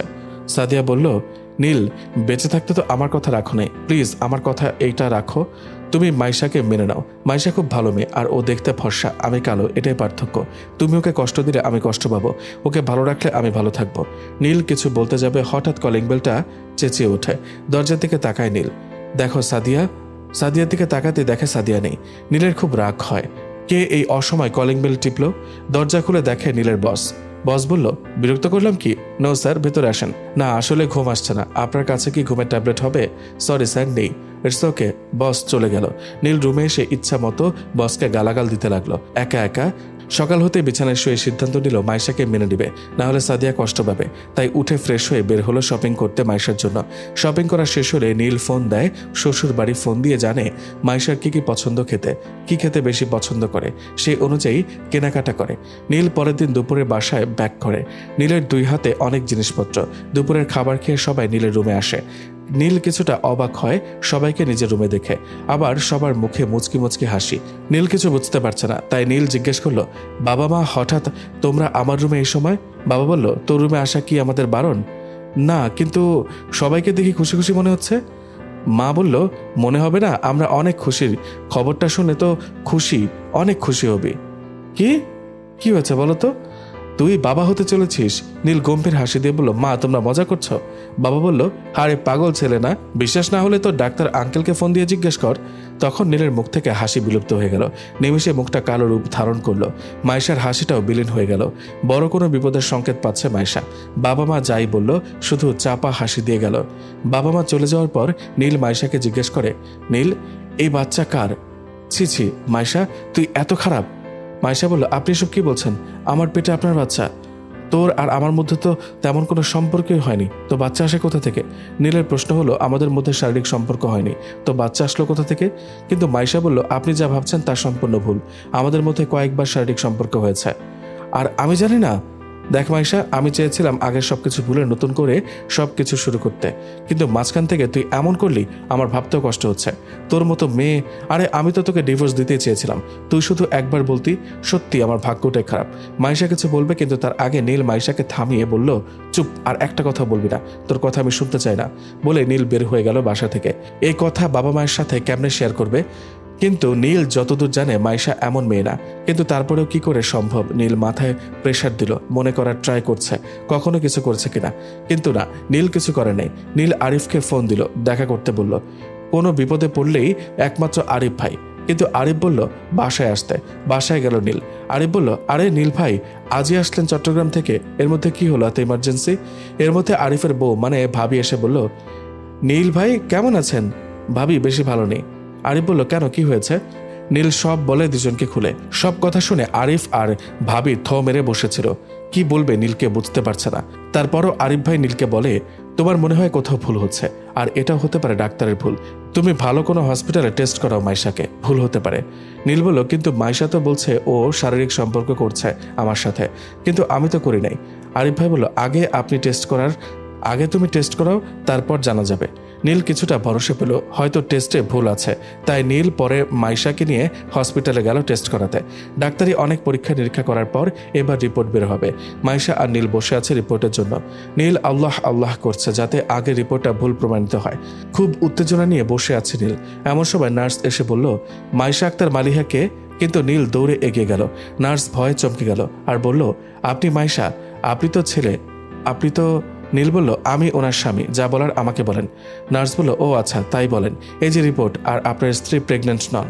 নীল খুশিতে লাফিয়ে উঠল, কিন্তু নার্স বললেন, আপনি একমাত্র স্বামী যে স্ত্রী প্রেগনেন্ট না বলে খুশি। নীল বলল, ও আপনি বুঝবেন না। কিন্তু মাইশার মুখটা মলিন হয়ে আছে। নীল মাইশাকে নিয়ে বাসায় গেল, কিন্তু এখন বাড়ি গিয়ে বাবা মাকে কি জবাব দেবে? মাইশা বলল, আচ্ছা বাসায় বাবা মাকে কি বলবো? কেন? এই যে রিপোর্ট ভুল। বলবো রিপোর্ট ভুল ছিল, তারা কষ্ট পাবে না? হয়তো পাবে, কিন্তু ঠিক হয়ে যাবে। আপনারা সবাই সামনের কথা জানেন, কিন্তু পেছনের ঘটনা কেউ জানেন না। তো আমি বলছি, মাইশা খুন করতে চলেছে নিজের পেটের বাচ্চাটাকে। যে পাপ করতে চলেছে তার কোনো ক্ষমা নেই। মাইশা আজ পর্যন্ত জেনে বুঝে কোনো পাপ কাজ করেনি। সংসার রক্ষার জন্য নিজের সন্তানকে বলি দিতে হচ্ছে। মাইশাকে টেস্ট করানোর জন্য নেওয়া হয়, তখন মাইশা ডক্টরকে বলে রিপোর্ট যেন ভুল হয়। ডক্টর কৌতূহল হয়ে জিজ্ঞেস করে, কেন? মাইশা তখন চোখের পানি ফেলে বলে, আর ডক্টর মাইশার চোখের পানি দেখে মনটা নরম করে আর রিপোর্টটা ভুল প্রমাণিত করে দেয়। মাইশা বাড়ি আসে, তার কিছু ভালো লাগছে না। সে এত বড় পাপ করবে তা কিছুতেই মেনে নিতে পারছে না। আর যদি এই ব্যাপারটা নীল কোনোদিন জানতে পারে, তাহলে সেদিন কি হবে? মাইশা পড়ে গেছে দোটানায়। রাত 9টা বাজে। নীল আর মাইশা এই প্রথম একসাথে এক খাটে ঘুমাবে। বলতে গেলে আজ বাসর বলা চলে। নীল মানসিকভাবে প্রস্তুত থাকলেও মাইশা মানসিকভাবে রেডি না। তাই নীল কাছে যেতে চাইলে মাইশা না করে বলে, আমার পিরিয়ড চলছে। ব্যাপারটা নীলের কাছে কেমন যেন খটকা লাগে, কিন্তু নীল কিছু বলে না। কিন্তু নীলের মনে আবার সন্দেহ ঢুকে গেল। কিছুদিন পর নীল জানতে পারল মাইশা বাড়ি থেকে বের হয় শপিংয়ের কথা বলে, বাবার বাড়ি যাবে হ্যানত্যান বলে বাসা থেকে বের হয়। এই কথাটা নীলের কানে যায়। নীল আবার গভীরভাবে মাইশাকে সন্দেহ করা শুরু করে। নীল অফিসে কাজ করছিল, হঠাৎ মনে হলো নীলের মাইশাকে ফলো করলে জানা যাবে প্রতিদিন কই যায়। বাসায় ফোন দেয় নীল, মাইশা কোথাও বের হয়েছে কিনা। তা নীলের মা বলল, মনে হয় কোথাও যাবে, রেডি হচ্ছে। নীল এই সুযোগ কাজে লাগাতে চায়, তাই অফিস বাদ দিয়ে বাসার সামনে দাঁড়ায় রিক্সা নিয়ে। কিন্তু একটু দূরে। মাইশা বের হয় বাসা থেকে, রিক্সার জন্য অপেক্ষা করছে। একটু পর রিক্সা আসে, মাইশা চলল। তার পেছনে নীল চলল রিক্সা নিয়ে। যেতে যেতে হসপিটালে থামলো, তারপর ডক্টর চেম্বারে গেল। নীল ভাবলো তার স্ত্রী হয়তো ডক্টরের সাথে। না না না, এসব কি ভাবছি, আগে দেখি। ডাক্তারের সাথে কথা বলছে, তখন রুম থেকে একটা নার্স বের হলো। নীল নার্সকে জিজ্ঞেস করলো মাইশাকে দেখিয়ে। নার্স প্রথমে বলতে চায়নি, পরে নীল 500 টাকা দেওয়ায় বলে, ওই মহিলাটি প্রেগনেন্ট, তার স্বামীকে মিথ্যা বলেছে, যে মানে ভুল রিপোর্ট বানিয়েছে, দেখিয়েছে প্রেগনেন্ট না সে। এখন উনি বাচ্চাটি নষ্ট করে ফেলতে চান, না হলে ওনার সংসার টিকবে না। নীল কথাগুলো শুনে চোখের পানি ফেলে অফিসে যায়। মাইশা এটা কি করলো? নীলের কাছে মিথ্যা বলল, আর এত বড় ঘটনা কেমনে আড়াল করতে পারলো? অফিসের কোনো কাজে মন বসছে না নীলের। আরিফ নীলের মন মরা দেখে জিজ্ঞেস করবে, নীল ভাই কোনো সমস্যা? কিন্তু নীলের ভালো লাগছে না, তাই আরিফ ভাইকে মিথ্যা বলল, না ভাই, ও ও আচ্ছা, তাহলে যাই, আমি কাজ করি, অফিস টাইম শেষের দিকে, সবাই চলে যাচ্ছে। কিন্তু নীল বসে। আরিফ জিজ্ঞেস করলে বলে গুরুত্বপূর্ণ একটা ফাইল আছে, শেষ করে যাবে। রাত বাজে 11টা। নীলের ফোন অফ। বাসার সবাই চিন্তায় বসে আছে, কারণ নীলের ফোন কোনোদিন এইভাবে অফ থাকে না, আর এত লেট কোনোদিন করেনি। কিন্তু মাইশা মন ঠিকই বুঝতে পারছে কেন এমন করছে। মাইশা ভাবলো আজ এর ফয়সালা করতে হবে। নীল আসলো, বাসায় ঢুকলো, দেখলো বাবা মা লিমা সবাই বসে আছে, কিন্তু মাইশা নেই। বাবা মায়ের সাথে কথা বলে রুমে যায় নীল। রুমের লাইটটা অফ ছিল। মোবাইলের আলোয় সুইচ খুঁজে অন করলো। চোখটা গেল জানলার দিকে, চোখ যায় কেউ একজন দাঁড়িয়ে আছে জানলার গ্রিল ধরে। কে আবার? সে শ্যামবরণ মেয়েটি, সাদিয়া। সে ছাড়া আর কি হবে? নীল কাছে গেল, একে একে মনের কষ্টগুলো শেয়ার করলো, কিন্তু চুপ করে আছে। আবেগপ্রবণ হয়ে নীল সাদিয়াকে জড়িয়ে ধরে। অনেকক্ষণ জড়িয়ে ধরে থাকার ফলে নীলের শারীরিক সম্পর্ক করার ইচ্ছা জাগে। নীল আর যেই মুহূর্তে শারীরিক সম্পর্ক করতে যাবে, ঠিক তখনই সাদিয়া বিছানা ছেড়ে মেঝেতে দাঁড়িয়ে বলে, আমি মাইশা, সাদিয়া নই। নীল বলল, তখন বুঝতে পারছে না তার সাথে কি হচ্ছে। নীল কিছু বলতে যাবে, তখন মাইশা নীলকে বলে, আপনি চুপ, আজ আমি বলবো, আপনি শুনবেন। মাইশা সাদিয়ার ডায়েরিটা হাতে নিয়ে বলে, আপনি ভাবছেন আমি এই ডায়েরিটা কেমনে পেলাম? ডায়েরিটা পেয়েছি আলমারিতে জামা কাপড় গোছাতে গিয়ে।